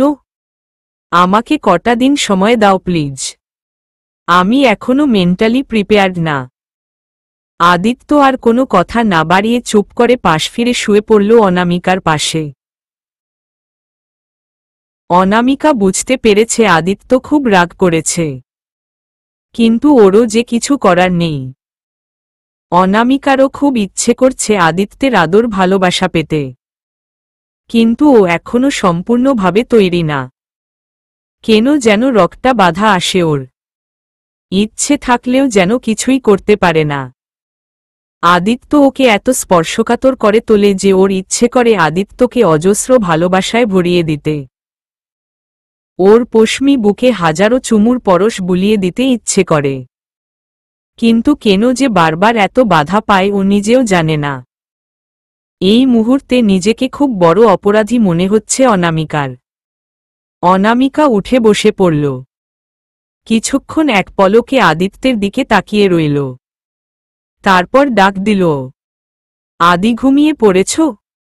আদি কোনো প্রকার নড়াচড়া না করেই বলল, না। বলো, রাগ করেছ? না। এদিকে তাকাও। কি বলবে বলো, আমি শুনছি। প্লিজ আদি এভাবে রাগ করে থেকো না। বললাম তো রাগ করিনি। আমি জানি তুমি খুব রাগ করেছ, জেনে আবার জিজ্ঞেস করছো কেন? অনামিকা খুব কষ্ট পাচ্ছে। আদি এমন আচরণ করছে কেন ওর সাথে? একটু ভালোভাবেও তো কথা বলতে পারে। ও কি বুঝে না অনামিকা ওকে কতটা ভালোবাসে? অনামিকা আদর করতে কখনো বাধা দেয়নি।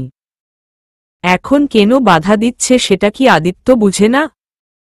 ও কি বুঝ না মেয়েটাকে একটু মেন্টালি প্রিপেয়ার্ড হতে দেওয়া উচিত। অনামিকা বুঝতে পারে ছেলেটারও কিছু চাহিদা আছে। নিজের বিয়ে করা স্ত্রীকেও আদর করতে এত বাধা পেলে মন মেজাজ খারাপ হওয়াটাই স্বাভাবিক। এটা তো কোনো গল্প বা সিনেমা নয় যে দিনের পর দিন আলাদা থাকা যাবে, এত ভদ্রভাবে থাকবে ছেলেটা। দিনের পর দিন, মাসের পর মাস স্ত্রীর থেকে আলাদা থাকা শুধুমাত্র গল্প কিংবা সিনেমাতেই সম্ভব, বাস্তবে নয়। আদিত্য অনামিকাকে কতটা ভালোবেসে ফেলেছে, সারাটা সময় ভালোবাসাময় করে তোলে। আর তার প্রতিদান হিসেবে অনামিকা কি দিল? খুব খারাপ লাগছে অবানিকার। কান্না পাচ্ছে ভীষণ। চোখ দুটো পানিতে টলমল করছে। পলক ফেললেই টুপ করে জল গড়িয়ে পড়বে। অনামিকা আদিত্যকে জড়িয়ে ধরে বলল, প্লিজ আমার সাথে রাগ করে থেকো না। তুমি যা চাও করো, আমি আর বাধা দিব না। তবুও আমার উপর রাগ দেখিও না প্লিজ। তোমার রাগ আমার সহ্য হয় না। আমার সাতগে দুষ্টুমি না করলে ভালো লাগে না আমার। আদিত্য পাশ ফিরে অনামিকাকে বুকে জড়িয়ে ধরে বলল, ওরে চড়ুই পাখিটা রে, আমি রাগ করিনি, অভিমান করেছি অভিমান। এভাবে কান্না করে দিল তো আর অভিমান ধরে রাখা যায় না। অনামিকা ডুকরে কেঁদে উঠল। তারপর বলল, আমি কত ভয় পেয়েছি জানো? তুমি জানো রাগ থেকে অভিমান বেশি ভয়ানক।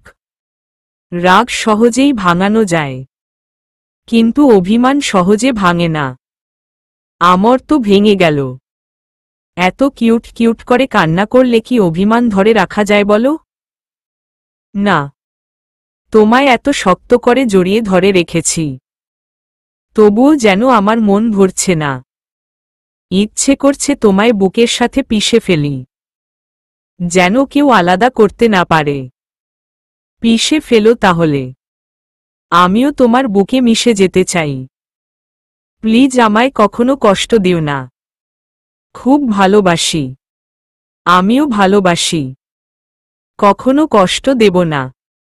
সব রকমের চেষ্টা করব ভালো রাখার, ভালোবাসায় আগলে রাখার। তোমায় নিয়ে আমার অনেক শন অনুপাখি। আমার বর্তমান ভবিষ্যৎ সবই তুমি। তোমাকে আমি কোনোভাবে কোনো কষ্ট দিতে চাই না, ভালো রাখতে চাই তোমাকে। আমাকে শুধু ভালোবাসা, আদর, যত্ন দিও। আমার পাশে থেকো, আর কিচ্ছু লাগবে না। সব দেব। আমার সবটুকুই তোমার। তোমার শরীরের প্রতিটা লোমকূপ শুধুই আমার, আমার অধিকার শুধু। খুব ভালোবাসি। আদিত্য আরো শক্ত করে অনামিকাকে বুকে জড়িয়ে ধরে রেখেছে। অনামিকার যেন নিঃশ্বাস আটকে যাচ্ছিল, তবুও কোনো শব্দ করছে না। এখানেই যেন সব সুখ, সব শান্তি নিহিত। সকালে অনামিকার ঘুম ভেঙে দেখে পাশে আদিত্য নেই। প্রতিদিন ঘুম ভাঙলেই ও আদিত্যের বুকে থাকে। আজ আদিত্য কোথায় গেল? অনামিকা শোয়া থেকে উঠে বারান্দার দিকে গেল। সেখানেও নেই, ওয়াশরুমেও নেই। কোথায় গেল ছেলেটা? রুমের দরজাটাও হালকা খোলা। আদিত্য এতটা কেয়ারলেস হতে পারে না কখনো। অনামিকা দরজা তাড়ালে দাঁড়িয়ে দরজাটা একটু ফাঁকা করে বাইরের দিকে একবার চোখ বুলিয়ে নিল। না, কোথাও দেখা যাচ্ছে না আদিত্যকে। অনামিকা বের হতে নিয়ে নিজের শরীরের দিকে একবার চোখ বুলিয়ে নিল। না, এই ড্রেস নিয়ে বাইরেও যাওয়া যাবে না এখন। অনামিকা তাড়াতাড়ি করে ব্যাগ থেকে একটা সালোয়ার কামিজ নিয়ে ওয়াশরুমে গিয়ে চেঞ্জ করে নিল। তারপর রুম থেকে বেরিয়ে পড়ল। উপরের কয়েকজন মেয়েকেই অনামিকা জিজ্ঞেস করেছে আদিত্যকে দেখেছে কিনা কোথাও। কেউই দেখেনি। ওরা অনেকেই বাইরে চলে গিয়েছিল। রুমগুলো সবগুলোই বন্ধ, দু একটা বাদে। অনামিকা জায়গাটা ভালো করে চিনেও না। আদিত্য কোথায় গেল এভাবে কিছু না বলেই একা রুমে রেখে দরজাটাও খোলা রেখে গেছে। নিচে এসেই পূর্বর সাথে দেখা হল। অনামিকাকে এভাবে অস্থির হতে দেখে ছেলেটা জিজ্ঞেস করল, আপু কোনো সমস্যা? ভাইয়াকে দেখছি না যে। কি হয়েছে? আমি ঘুম থেকে উঠেই দেখি ও নেই। রুমে সবখানে খুঁজেছি, পাইনি কোথাও। ভাইয়াকে কল দিন সেল নাম্বারে। ওর তো দুটো নাম্বারই জিপি আর বাংলা লিঙ্ক। ওহো, এখানে তো এগুলোর নেটওয়ার্ক পাওয়া যায় না। ভাইয়া একটু হেল্প করুন না প্লিজ। ও কোথায় গেছে? আমি এখানে কিছু চিনি না, কাউকেই চিনি না। আপু চিন্তা করবেন না, হয়তো আশেপাশে কোথাও আছে। আপনি এত অস্থির হবেন না। দেখুন ভাইয়া, আমার এখানে আর কেউ নেই ও ছাড়া। আহা, আমরা আছি তো আপু, আপনি চিন্তা করবেন না। আমি আর সায়ান দেখছি, আপনি রুমে যান। অনামিকা দাঁড়িয়ে রইল। সায়ান কাছেই দাঁড়িয়ে একটা মেয়ের সাথে গল্প করছিল।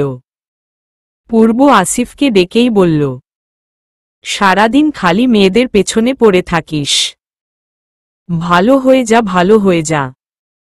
ভালো হতে পয়সা লাগে না। তুই আমাকে শান্তিমতো প্রেমও করতে দিবি না? প্রেম কয়টার সাথে করিস ব্যাটা? তোর চরিত্র দোষ আছে ব্যাটা, বদ একটা। ডাকলি কেন হারামি? তারপর আসিফ অনামিকার দিকে তাকিয়ে বলল, আরে আপু আজকে একা যে? ভাইয়া কোথায়? পূর্ব বলল, ভাইয়ার খোঁজেই উনি এসেছেন। মানে?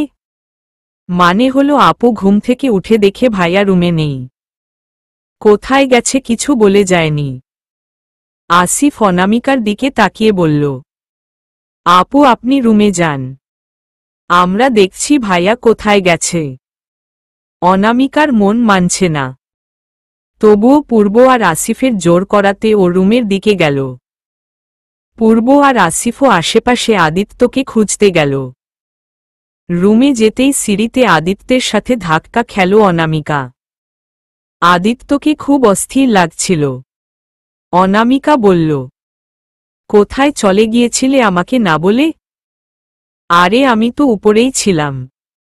আমি তোমার সবখানে খুঁজেছি, কোথাও পাইনি। কোথায় ছিলে তুমি? তুমি ওইদিকে কোথায় গেছো আবার? তোমাকে খুঁজতেই বাইরে গিয়েছিলাম। জানো আমি কতটা ভয় পেয়েছি। এভাবে না বলে কোথাও গিয়েছো তুমি? আদিত্য অনামিকাকে বুকে জড়িয়ে ধরে বলল, সরি চড়ুই পাখিটা, আর কখনো হবে না এমন। আচ্ছা আসিফ আর পূর্ব ভাইয়া তোমাকে খুঁজতে বেরিয়েছে। যাও ওদের সাথে আগে দেখা করে এসো, না হলে খুঁজতে থাকবে। হায় রে, ওদেরকেও খবর দিয়ে দিয়েছ? দেব না? আমি কত টেনশনে পড়ে গিয়েছিলাম তুমি জানো? আচ্ছা বাবা সরি। তুমি রুমে যাও, আমি আসছি। অনামিকা রুমে চলে গেল। আর আদিত্য বাইরের দিকে গেল আসিফ ও পূর্বর সাথে কথা বলতে। পূর্ব আর আসিফের সাথে কথা বলে রুমে আসলো আদিত্য। তারপর ফ্রেশ হয়ে নিল। অনামিকাকে বলল, তুমি তো দেখছি ফ্রেশ হয়ে নিয়েছ। তোমাকে খুঁজতে বেরিয়েছি তো তাই। ফ্রেশ হইনি, শুধু চেঞ্জ করেই পাগলের মতো বেরিয়ে গেছি। ওই স্লিভলেস টপস আর হাফ কোয়ার্টার জিন্স পরে তো বাইরে যাওয়া যায় না। দেখো না চুলের কি অবস্থা, মুখের কি অবস্থা। এত অস্থির হওয়ার কিছু ছিল না। আমি এখানেই ছিলাম। সত্যি করে বলো তো তুমি কোথায় ছিলে? আমি ছিলাম এখানেই। আমি তো কোথাও দেখিনি তোমাকে। কয়েকটা রুম লক করা ছিল। আর আশেপাশে যে কয়জন আপু ছিল তাদের জিজ্ঞেস করেছি, ওরা বলেছে দেখেনি তোমাকে। তুমি ছিলে কোথায় তাহলে? তুমি কি ইনভিজিবল ছিলে নাকি? না না। তোমাকে এমন অস্থির দেখাচ্ছে কেন আদি? সত্যি করে বলো, নাকি লুকাচ্ছ আমার থেকে? কিছু লুকাবো কেন? আমার মনে হচ্ছে কেন যেন। আচ্ছা ওসব কিছু না, চলো নাস্তা করে আসি। আজকে আমরা ঝুলন্ত ব্রিজ দেখতে যাব। কথাটা বলেই আদিত্য অনামিকার হাত ধরে নিয়ে যাচ্ছে ওকে। অনামিকার মনটা ছোট্ট হয়ে গেছে। ও পাগলের মতো হয়ে গিয়েছিল আদিত্যকে দেখতে না পেয়ে, আর আদিত্য কতটা স্বাভাবিক আচরণ করেছে। ও তো এমন না। হঠাৎ করে এমন আচরণের কারণ কি? নাস্তা খাওয়ার সময় অনামিকার গলা দিয়ে খাবার নামছিল না। আজকে ওদের নাস্তার আইটেমে কিছু নতুন খাবার আছে। অন্যদিন আদিত্য ওকে সব খাবারের নাম, রান্নার পদ্ধতি, উপকরণ সব বাচ্চাদের মতো বুঝিয়ে বলত। অথচ আজকে আদিত্য চুপচাপ খেয়েই যাচ্ছে, কোনো কথা বলছে না। অনামিকার খুব কষ্ট লাগছে মেয়েটার। আদিত্য এমন করছে কেন? অচেনা অচেনা লাগছে ছেলেটাকে। রিসোর্টে ফিরে এসে আদিত্য হাত পা মেলে বিছানায় শুয়ে পড়ল। তারপর হাত দুটো মুখের উপর দিয়ে রাখল। আর অন্যদিন ফ্রেশ হয়ে আসে, সাথে অনামিকাকে নিয়ে যায়। আবার অনামিকাকে আদর করে, ওর সাথে দুষ্টুমি করে, খুব জ্বালায় ওকে। আর আজকে কিছুই করছে না। আদিত্য কি কাল রাতের ঘটনা নিয়ে রেগে আছে এখনো? নিজেকেই নিজের কাছে অপরাধী মনে হচ্ছে অনামিকার। অনামিকা আদিত্যের পাশে এসে বসেছে। ওর চুলের ফাঁকে আঙুল ঢুকিয়ে একটু ঝাঁকিয়ে বলল, তোমার কি শরীর খারাপ লাগছে আদি? আদিত্য মুখ থেকে হাত নামিয়ে বলল, না তো, কিছু হয়নি। কেন বলো তো? না, কেমন যেন মনে হচ্ছে তোমাকে। আসলে একটু মাথা ব্যথা করছে। এই আর কি। আমি ম্যাসাজ করে দেই? না না, লাগবে না, ঠিক আছে। অনামিকা আদিত্যের কথা না শুনেই ওর কপালে হাত দিয়ে ম্যাসাজ করে দিতে লাগল। আদিত্যের আর কোনো ভাবান্তর দেখা গেল না। আদিত্যের মাথা অনেকক্ষণ ম্যাসাজ করে দিল অনামিকা। এর মধ্যেই আদিত্য ঘুমিয়ে পড়েছে।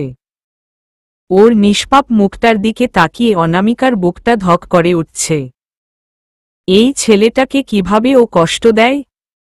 ভালোবাসা থেকে বঞ্চিত রাখে? কোনো অধিকারে এই ছেলেটাকে এত কষ্ট দেয় বারবার? অনামিকা মনে মনে সিদ্ধান্ত নিল ও ওর স্বপ্নগুলো পূরণ করবে এবার। ওর ভবিষ্যৎ মানুষটাকে নিয়ে দেখা যাওয়া স্বপ্নগুলো যেভাবেই হোক ও পূরণ করবে। আস্তে আস্তেই জোরটা কেটে যাবে। অনামিকা আদিত্যের কপালে আলতো করে একটা চুমু খেল। ঘুমাচ্ছে, ঘুমাক। আদিত্য ঘুমাচ্ছে। অনামিকার একা একা খুব বোরিং লাগছে।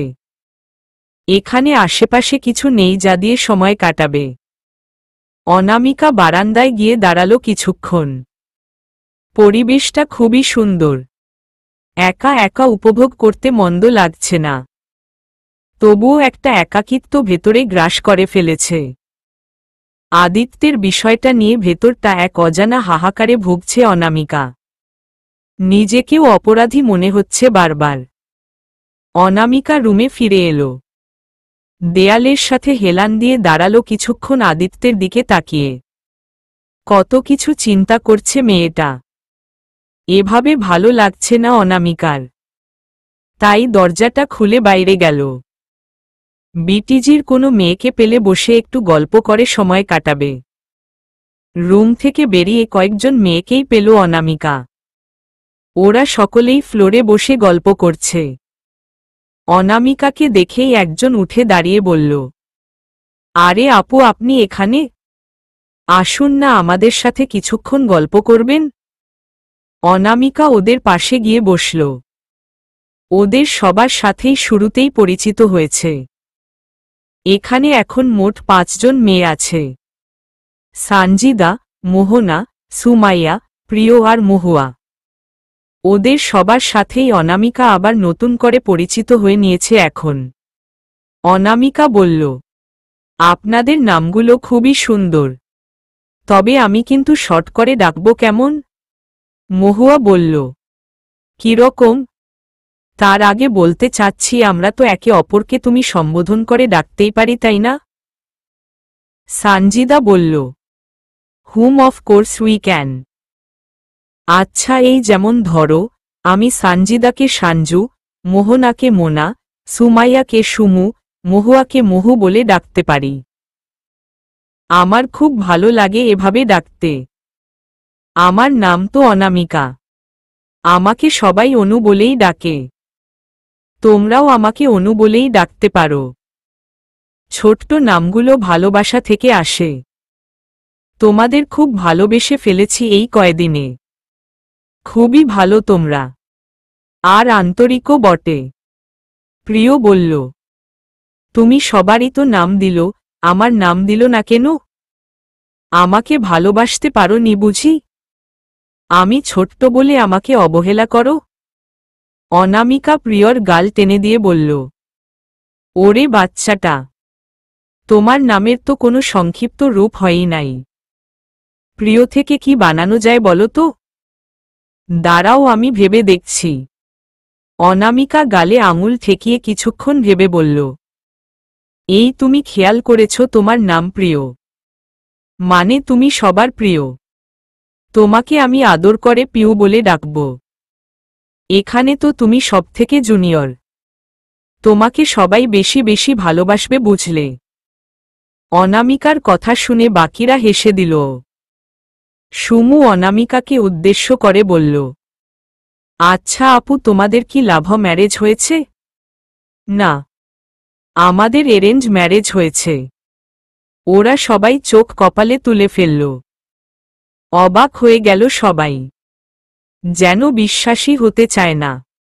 মহুয়া বলল, আই মিন সিরিয়াসলি আপু? বিশ্বাস হচ্ছে না। কেন? অবিশ্বাসের কি আছে? মোনা বলল, বিশ্বাস হবে কি করে আপু? তোমাদের বিয়ের তো মাত্র কয়টা দিন হলো। ভাইয়া তোমাকে যতটা কেয়ার করে, ভালোবাসে তা দেখলে যে কেউই বলে দেবে তোমাদের লাভ ম্যারেজ। আমরা সবাই তো তাই ভেবে নিয়েছি যে তোমাদের লাভ ম্যারেজ। অনামিকা একটু মুচকি হেসে বলল, আমাদের এরেঞ্জ ম্যারেজই হয়েছে। আমরা পূর্ব পরিচিত ছিলাম। প্রিয় বলল, পূর্ব পরিচিত মানে? পূর্ব ভাইয়াকে তোমরা চেনো নাকি? ওহহ, তার সাহায্যে তোমাদের বিয়ে হয়েছে? সবাই হো হো করে হেসে উঠল। প্রিয় আর সাঞ্জু দুই বোন। প্রিয় সাঞ্জুর ছোট বোন। সবে ইন্টার সেকেন্ড ইয়ারে পড়ে। সাঞ্জু বলল, তোর মাথা গোবর ভরা নাকি গাধি? পূর্ব পরিচিত বলতে আগে থেকে পরিচিত বুঝিয়েছে।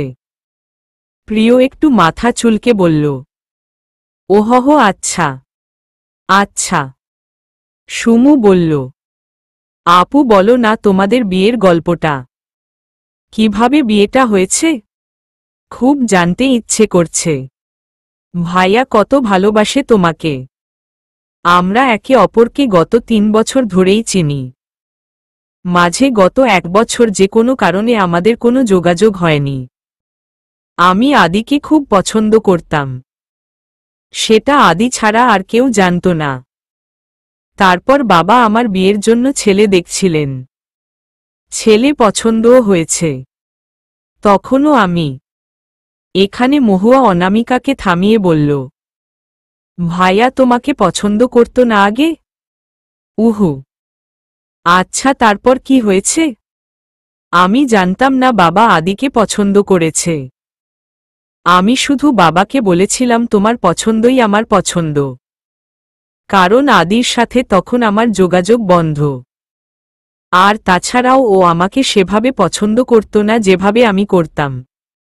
তাই আমার কোনো পিছুটান ছিল না। বাবার পছন্দের উপর সম্পূর্ণ বিশ্বাস ছিল। তাই অকপটে ছেলেকে না দেখেই হ্যাঁ বলে দিয়েছিলাম। ওদের পরিবার থেকেও আমাকে পছন্দ করেছে। তারপর বিয়ের সব পাকাপাকি হওয়ার পর যেদিন আমাদের দেখা হয়েছে সেদিন দুজনেই বিস্ময়ের শেষ পর্যায়ে পৌঁছে গিয়েছিলাম। আদিত্যও আমার ছবি না দেখেই বিয়েতে রাজি হয়েছে। কাকতালীয়ভাবেই আমাদের বিয়েটা হয়েছে। সাঞ্জু বলল, তুমি তো খুব খুশি তাই না? মেঘ না চাইতেন বৃষ্টি পেয়েছ? সাঞ্জুর কথা শুনে সবাই একটু চুপ হয়ে গেল। তারপর সাঞ্জু আবার বলল, আহা, এত নীরবতা পালন করার কি হলো? আমি পিঞ্চ করে বলিনি। মানে হলো অনু যাকে ভালোবাসত তাকেই পেয়েছে। খুশি হওয়ারই তো কথা। আচ্ছা, তোমার হাজবেন্ড কাউকে ভালোবাসত না? অনামিকা মাথাটা নিচু করে ফেলল। ও কি বলবে বুঝতে পারছে না। সাজির নামে কোনো প্রকার কুৎসা রটনা করতে চায় না ও। বাকিরাও জানতে চাইছে আদিত্যের কারো সাথে প্রেম ছিল কিনা। ছিল না বললে কেউই বিশ্বাস করবে না। অনামিকা খুব সুন্দরভাবে উত্তর দিয়েছে, হ্যাঁ ছিল। সে অন্য কাউকে ভালোবাসত। তার সব কথাই আমি জানতাম। সে আমার কাছে সবই শেয়ার করত। তাহলে ওই মেয়েকে বিয়ে না করে তোমাকে কেন বিয়ে করল? সাঞ্জু, কারণটা খুবই সিম্পল। যে মেয়েটার সাথে ওর প্রেম ছিল মেয়েটাই অনেক আগে সম্পর্ক শেষ করে দিয়েছে। সবার জিজ্ঞাসু দৃষ্টি অনামিকার দিকে।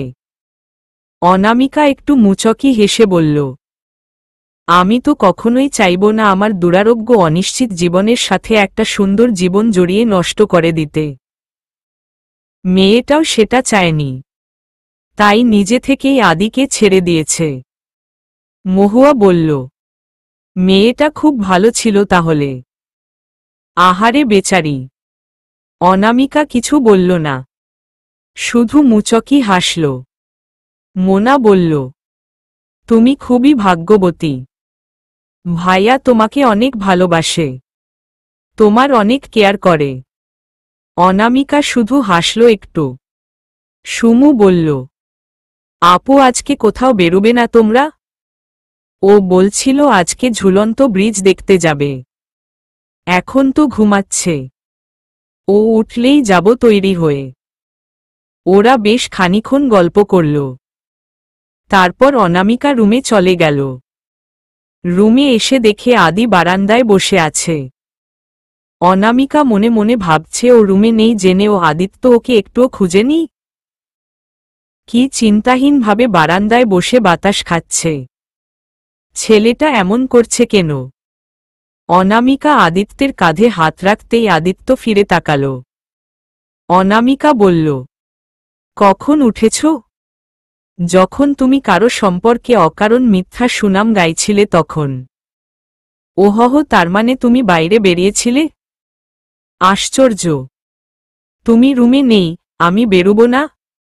হুম, ওদেরকে যা সত্যি তা বলে দিল এই বরং ভালো হতো। দেখো আদি, সে তোমার অতীত। সে কি করেছে না করেছে সেটা মানুষের কাছে বলে বেড়ানোর কি দরকার? তাহলে যে খারাপ তাকে ভালো বানানোরই বা কি দরকার? কি করব? সবাই কি ভাবত মেয়েটাকে, তাই এভাবে বলেছি। সে তো এখন মেয়েগুলোর কাছে একজন মহান মানুষ। হোক, আমি জানি না সে দেখতে কেমন ছিল। সে তোমার অতীত আদি। এক সময় সে তোমার পৃথিবী ছিল। তাকে তুমি খুব যত্ন করে হয়তো প্রিন্সেস বলেও ডাকতে। সত্যিটা জানার পর তাকে নিয়ে যা ধারণা তোমার মনে জন্মেছে তা তোমারই থাকুক না। অন্যকে তা জানানোর কি দরকার? সে প্রাক্তন হলেও তার ব্যক্তিগত রক্ষার দায়িত্ব তোমার, তার আত্মসম্মান ধরে রাখার দায়িত্বটাও তোমার। Wow, great mother Teresa. যে মানুষটা নিজের আত্মসম্মান ধরে রাখতে পারে না তার আত্মসম্মান আমি কি ধরে রাখব?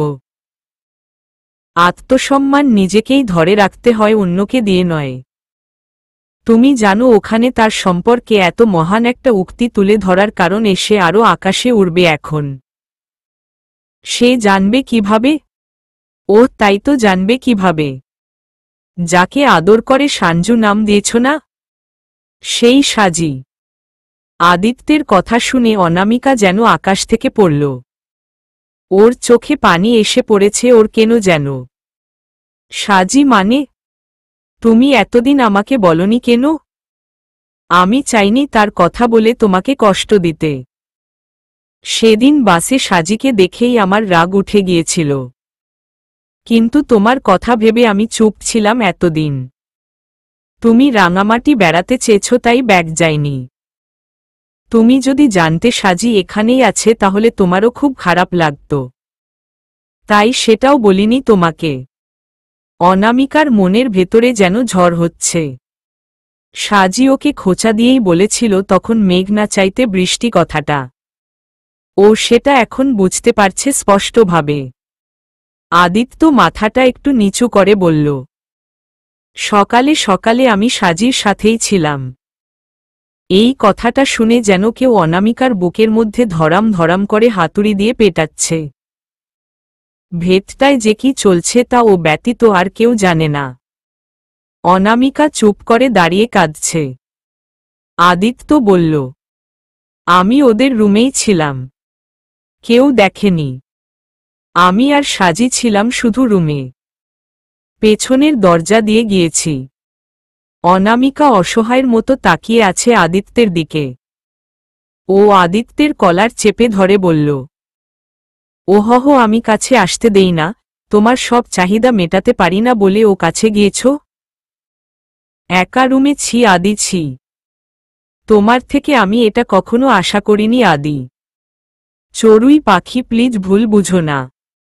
আমার পুরো কথাটা শুনো আগে। অনামিকা আদিত্যের চেপে ধরে রাখা কলারটা ছেড়ে দিয়ে একটা ধাক্কা দিয়ে বলল, কি শুনবো আর? তুমি ওর রুমে গিয়েছ, পেছনের দরজা দিয়ে। আমার এত ঘুম, আমি তো জানিও না ঠিক কতক্ষণ ছিলে তুমি। তোমাকে এতটা বিশ্বাস করি বলেই জানতে চাইনি বেশি চাও দিয়ে যে কোথায় গিয়েছিলে। আর আমার বিশ্বাসের প্রতিদান তুমি এভাবে দিল? অনামিকা কান্না করতে করতে রুমে চলে আসলো। আদিত্য জানে এই মেয়েটা ওকে কতটা ভালোবাসে, পাগলের মতো ভালোবাসে। ওর ভেতরটা এখন কতটা পুড়ছে তা আদিত্য খুব ভালোভাবে টের পাচ্ছে।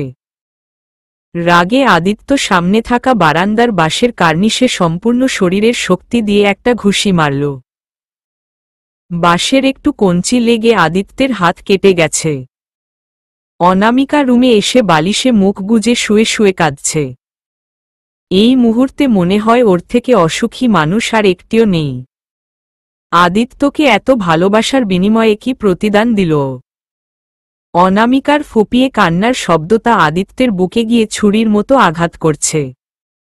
এই মুহূর্তে আদিত্য এসব বিষয়ে অনামিকাকে কিছু বলতে চায়নি, কারণ ও জানে এখন কিছু বললে মেয়েটা নিজেকে সামলে রাখতে পারবে না, মন খারাপ করে বসে থাকবে।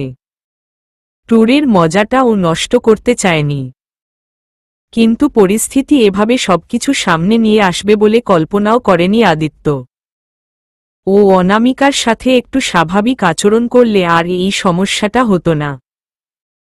কেন যে ও অস্বাভাবিক আচরণ করেছে মেয়েটার সাথে? বেশ খানিক্ষণ পর আদিত্য আর অনামিকার কান্নার আওয়াজ শুনছে না। আদিত্য রুমে এসে দেখে অনামিকা শুয়ে আছে। ওর হাঁটু দুটো বুকের সাথে মিলিয়ে ছোট্ট এইটুকুন হয়ে গুটিসুটি মেরে আছে। খুব অসহায়ের মতো লাগছে মেয়েটাকে। আদিত্য কয়েকবার অনামিকাকে ডাকল। অনামিকার কোনো সাড়া নেই, হয়তো ইচ্ছে করেই কথা বলছে না, চুপটি করে চোখ বুজে ঘুমোচ্ছে। আদিত্য একটা পাতলা কম্বল টেনে অনামিকার গায়ে মুড়িয়ে দিল। আদিত্য দুই হাত মাথায় দিয়ে দুই কনুই হাঁটুর উপর ভর দিয়ে বসে আছে। দরজায় খটখট শব্দ পেয়ে আদিত্য দরজাটা খুলতে গেল। সাজি দাঁড়িয়ে আছে। আদিত্যের ইচ্ছে করছে কষিয়ে একটা থাপ্পড় দিতে সাজিকে। কোনো রকম রাগ নিয়ন্ত্রণ করে বলল, কেন এসেছ এখানে? কি চাই? তোমার আদরের বউ কই? একটু ভেতরর আসি? কেন? চলে যাও এখান থেকে। আমি কোনো সিন ক্রিয়েট করতে চাই না। আহা, 7টা বছরের সম্পর্ক এভাবে ভুলে গেলে? সাজির কথায় ছিল তাচ্ছিল্য ভরা। আদিত্য বলল, ওহহ গড, ভুলে যেতে বাধ্য করেছ তুমি। তুমি আমার সাথে প্রতারণা না করলে, এক মনে শুধু আমাকেই ভালোবাসলে এখন অনুর জায়গায় তুমি থাকতে। দুর্ভাগ্য তোমার যে তুমি পারোনি একজনকে ভালোবেসে থাকতে। তোমার 10 জনের ভালোবাসা প্রয়োজন ছিল। তুমি এত ভালো অ্যাক্টিং করতে পারো তা আমি গত 7টা বছরেও টের পাইনি, যা গত কয়েকটা দিনে টের পেয়েছি। আসলে কি এটা আমার সৌভাগ্য, যার ফলে সময়মতো তোমার আসল রূপটা আমি দেখেছি? হুমাসলে সৌভাগ্য তোমার না, দুর্ভাগ্য আমার যে তোমার শালি আমাকে চিনে ফেলেছিল। তার জন্যে আসিফকেও ধন্যবাদ জানাতে পারো। মানেটা এখন বুঝবে না, সেটা তোমার শালির কাছ থেকেই জেনে নিও, যে মেয়েটা আমার ভালো থাকা কেড়ে নিয়েছে। আদিত্য সাজির মুখের উপর দরজাটা বন্ধ করে অনামিকার পাশে এসে বসল। মাথায় হাত দিয়ে ভাবছে অরুর কি সম্পর্ক ওর আর অনামিকার বিয়ের সাথে।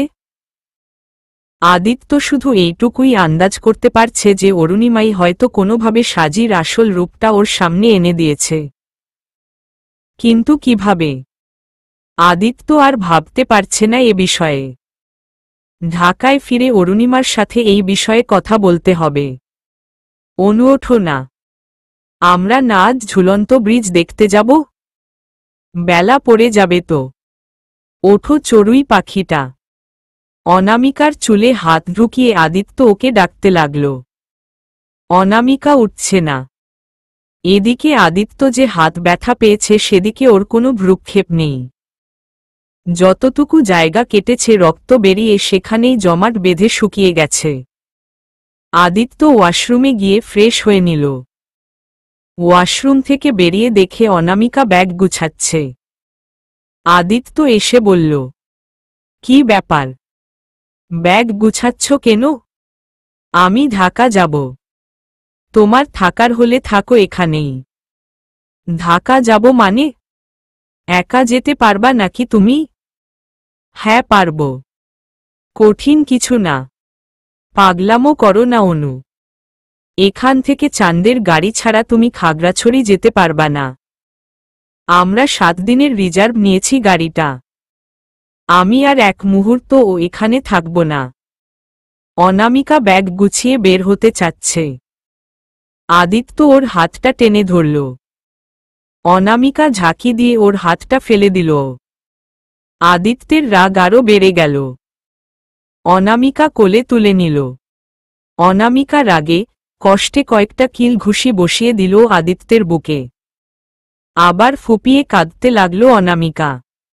আদিত্য বলল, যাও যাও, এবার যাও দেখি। তুমি নামাও আমাকে। নামাবো না। দেখি কিভাবে যাও তুমি। একটা বিষয় নিয়ে এত রিয়্যাক্ট করার কি আছে আমি এটাই বুঝতে পারছি না। তাই না? আমার জায়গায় থাকলে হয়তো বুঝতে পারতে তুমি আমার কতটা খারাপ লাগছে তা। আদিত্য আর অনামিকাকে কথাটা শেষ করতে দিল না। অনামিকার ঠোঁট দুটো নিজের ঠোঁটের ভেতরে পুরে নিল। তারপর বিছানায় নিয়ে বসালো ওকে। অনামিকা আদিত্যের পিঠে খামচে ধরে রেখেছে। আদিত্য গভীর ঘোরে চুমু খাচ্ছে অনামিকাকে। আদিত্যের হাত দুটো অনামিকার গলায় রাখা। অনামিকাকে ছেড়ে দিয়ে আদিত্য ওর কপালে একটা চুমু খেল। তারপর অনামিকাকে নিজের বুকে টেনে নিয়ে বলল, আমি জানি তুমি আমার কথায় কাজে কষ্ট পেয়েছ, কিন্তু কি করব বলো? ও পাগলামি শুরু করে দিয়েছিল। আর তুমি সবটা কথা না শুনেই রিয়্যাক্ট কেন করলে? কি হয়েছে তার সবটা আগে শোনা উচিত ছিল। তারপর যা বলার বলতে। অনামিকা কোনো কথা বলছে না।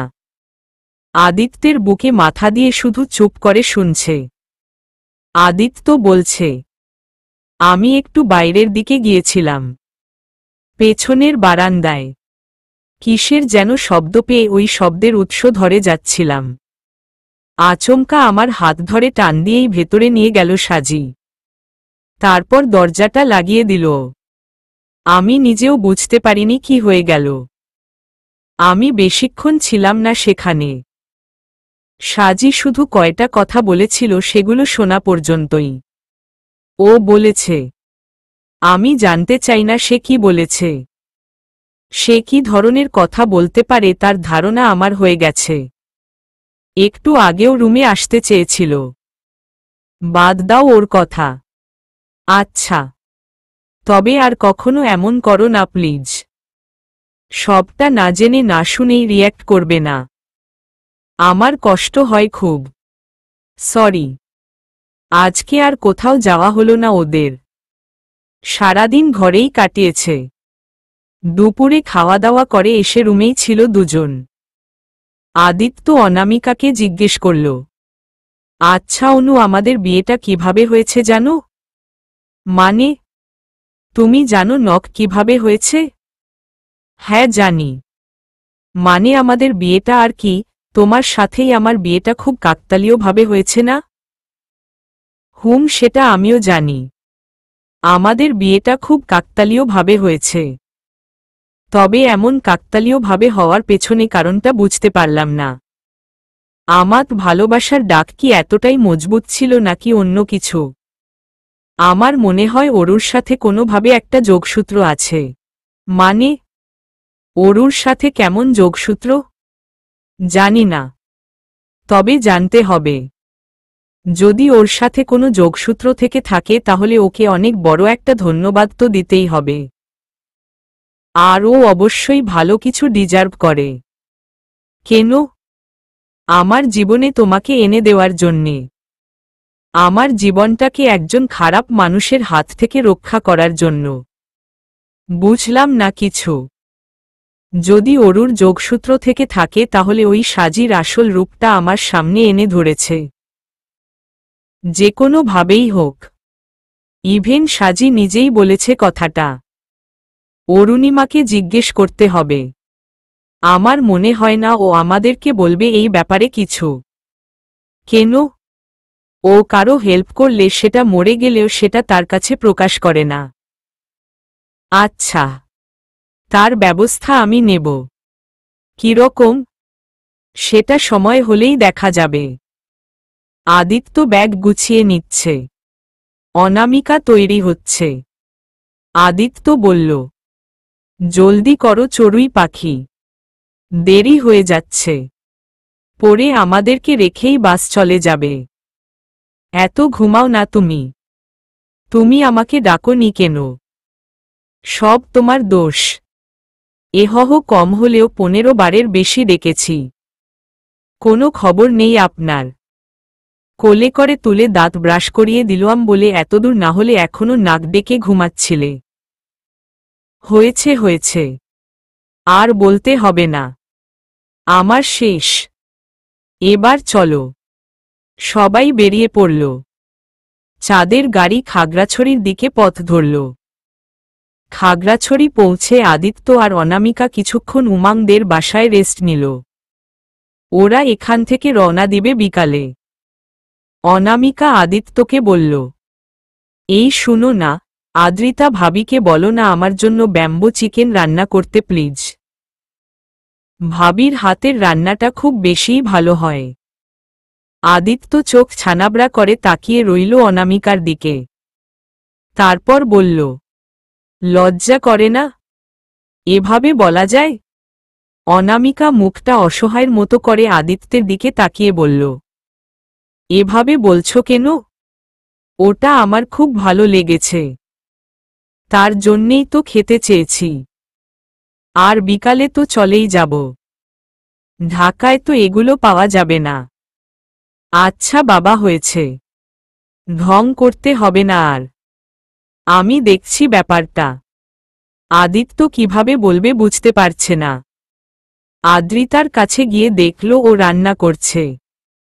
ওর কাছে গিয়েই আদিত্য বলল, ভাবি একটা ছোট্ট আবদার যে রাখতে হচ্ছে।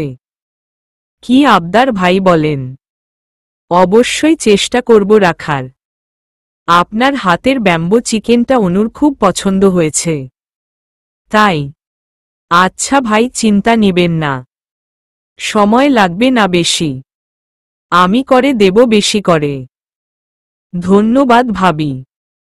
খেতে বসে অনামিকা ব্যাম্বো চিকেন দেখে আর লোভ সামলাতে পারছে না। হরিণের মাংসটাও সেদিন খুব ভালো লেগেছিল। সেটাও রান্না করেছে আদ্রিতা ভাবি। অনামিকা মনের স্বাদ মিটিয়ে খেল। তারপর কিছুক্ষণ রেস্ট নিল। উমাংয়ের মেয়ে হেলেনা এসে গল্প জুড়ে দিল অনামিকার সাথে। মেয়েটা ভারী মিশুক বটে। অনামিকার সাথে বেশ জমেছে তার। উমাংদের থেকে বিদায় নেওয়ার সময় আদ্রিতা একটা বড় টিফিন বক্স ধরিয়ে দিল অনামিকার হাতে। তারপর বলল, ভাবি এটা আপনার জন্যে। খুব ভালো লেগেছে বললেন তাই বেশি করে রান্না করে দিয়েছি। বাসায় গিয়েও খেতে পারবেন। অনামিকা অবাক হয়ে আদ্রিতাকে জড়িয়ে ধরে বলল, আপনাকে অসংখ্য ধন্যবাদ ভাবি। গাড়িতে উঠে অনামিকা বলল, এই আমরা আগে কোথায় যাব? বাসায় যাব। তোমাদের বাসায় পড়ে আসবো আবার। আচ্ছা। এই শুনো না, কতক্ষণ লাগবে পৌঁছাতে? 10টা বাজবে। আচ্ছা। তুমি গাড়ি নিয়ে না আসলেই ভালো হতো। দুজনে বাইরের পরিবেশটা উপভোগ করতে পারতাম ভালো করে। কিন্তু তুমি ড্রাইভ করবে আর আমি একা একা বাইরের তাকিয়ে থাকব। কি করার? নেক্সট টাইম থেকে গাড়ি আনবো না আর। হুম। তখন আমিই আনতে দেব না আর। তুমি কি নিবে? জি ম্যাডাম, ঠিক আছে। কয়েক ঘন্টা দুজনে গল্প করতে করতে এসেছে। আদিত্য একপাশে গাড়ি থামিয়ে বলল, ক্ষুধা পেয়েছে খুব। দাঁড়াও, আমি দেখছি ভাবি কি দিল। অনামিকা টিফিন বক্সটা খুলে দেখে 1 বাটি সাদা ভাত, 2 বাটি ব্যাম্বো চিকেন, একটু মাশরুম আর একটু হরিণের মাংস দিয়েছে। আদিত্য বলল, সব তো ঠিক আছে, কিন্তু খাবো কিভাবে? অনামিকা একটু ভেবে বলল, 1 বাটিতেই খাই আমরা। হুম, খাওয়া যায়, তাতে তো আমার কোনো সমস্যা নেই। কিন্তু এখানে ভাত মাখাবে কিভাবে? ওটা আমি পারবো, তুমি ভেবো না। অনামিকা একটু একটু তরকারি নিয়ে অল্প অল্প করে ভাত মাখিয়ে আদিত্যকে খাইয়ে দিল। আদিত্য খাওয়ার পর ও বাটিটা নিয়ে অনামিকাকে খাইয়ে দিল। আদিত্য বলল, স্বামী স্ত্রী এক পাত্রে খাবার খেলে কি হয় জানো? কি হয়? তাদের মধ্যে ভালোবাসা বাড়ে। তুমি কিভাবে জানো? মায়ের কাছে শুনেছি। তুমি হয়তো খেয়াল করনি। আমার বাবা মা এখনো একই প্লেটে একসাথে খাবার খায়, নিজেদের রুমে। সত্যি? হুম। তাহলে আমরাও এখন থেকে রোজ এমনভাবে খাবো কেমন? হা হা হা। পাগলি। ঠিক আছে। আচ্ছা, এমন আর কি আছে যার মাধ্যমে স্বামী স্ত্রীর ভালোবাসা বাড়ে? শারীরিক সম্পর্ক, যেটা তুমি এখনো করো নাই, যার জন্য তুমি এখনো প্রস্তুতি নও। যা খালি দুষ্টুমি। হা হা হা হা। এত খারাপ কেন তুমি? আমি তোমার সামনে খারাপ না হলে আমার কোনো দামই থাকবে না ম্যাডাম। উফ, আবার ওদের খুনসুটি চলতেই থাকে। খাওয়া দাওয়া শেষ করে কিছুক্ষণ বিশ্রাম নিয়ে নিল গাড়িতেই। তারপর আবার ঢাকার পথে যাত্রা শুরু করল ওরা। চলবে।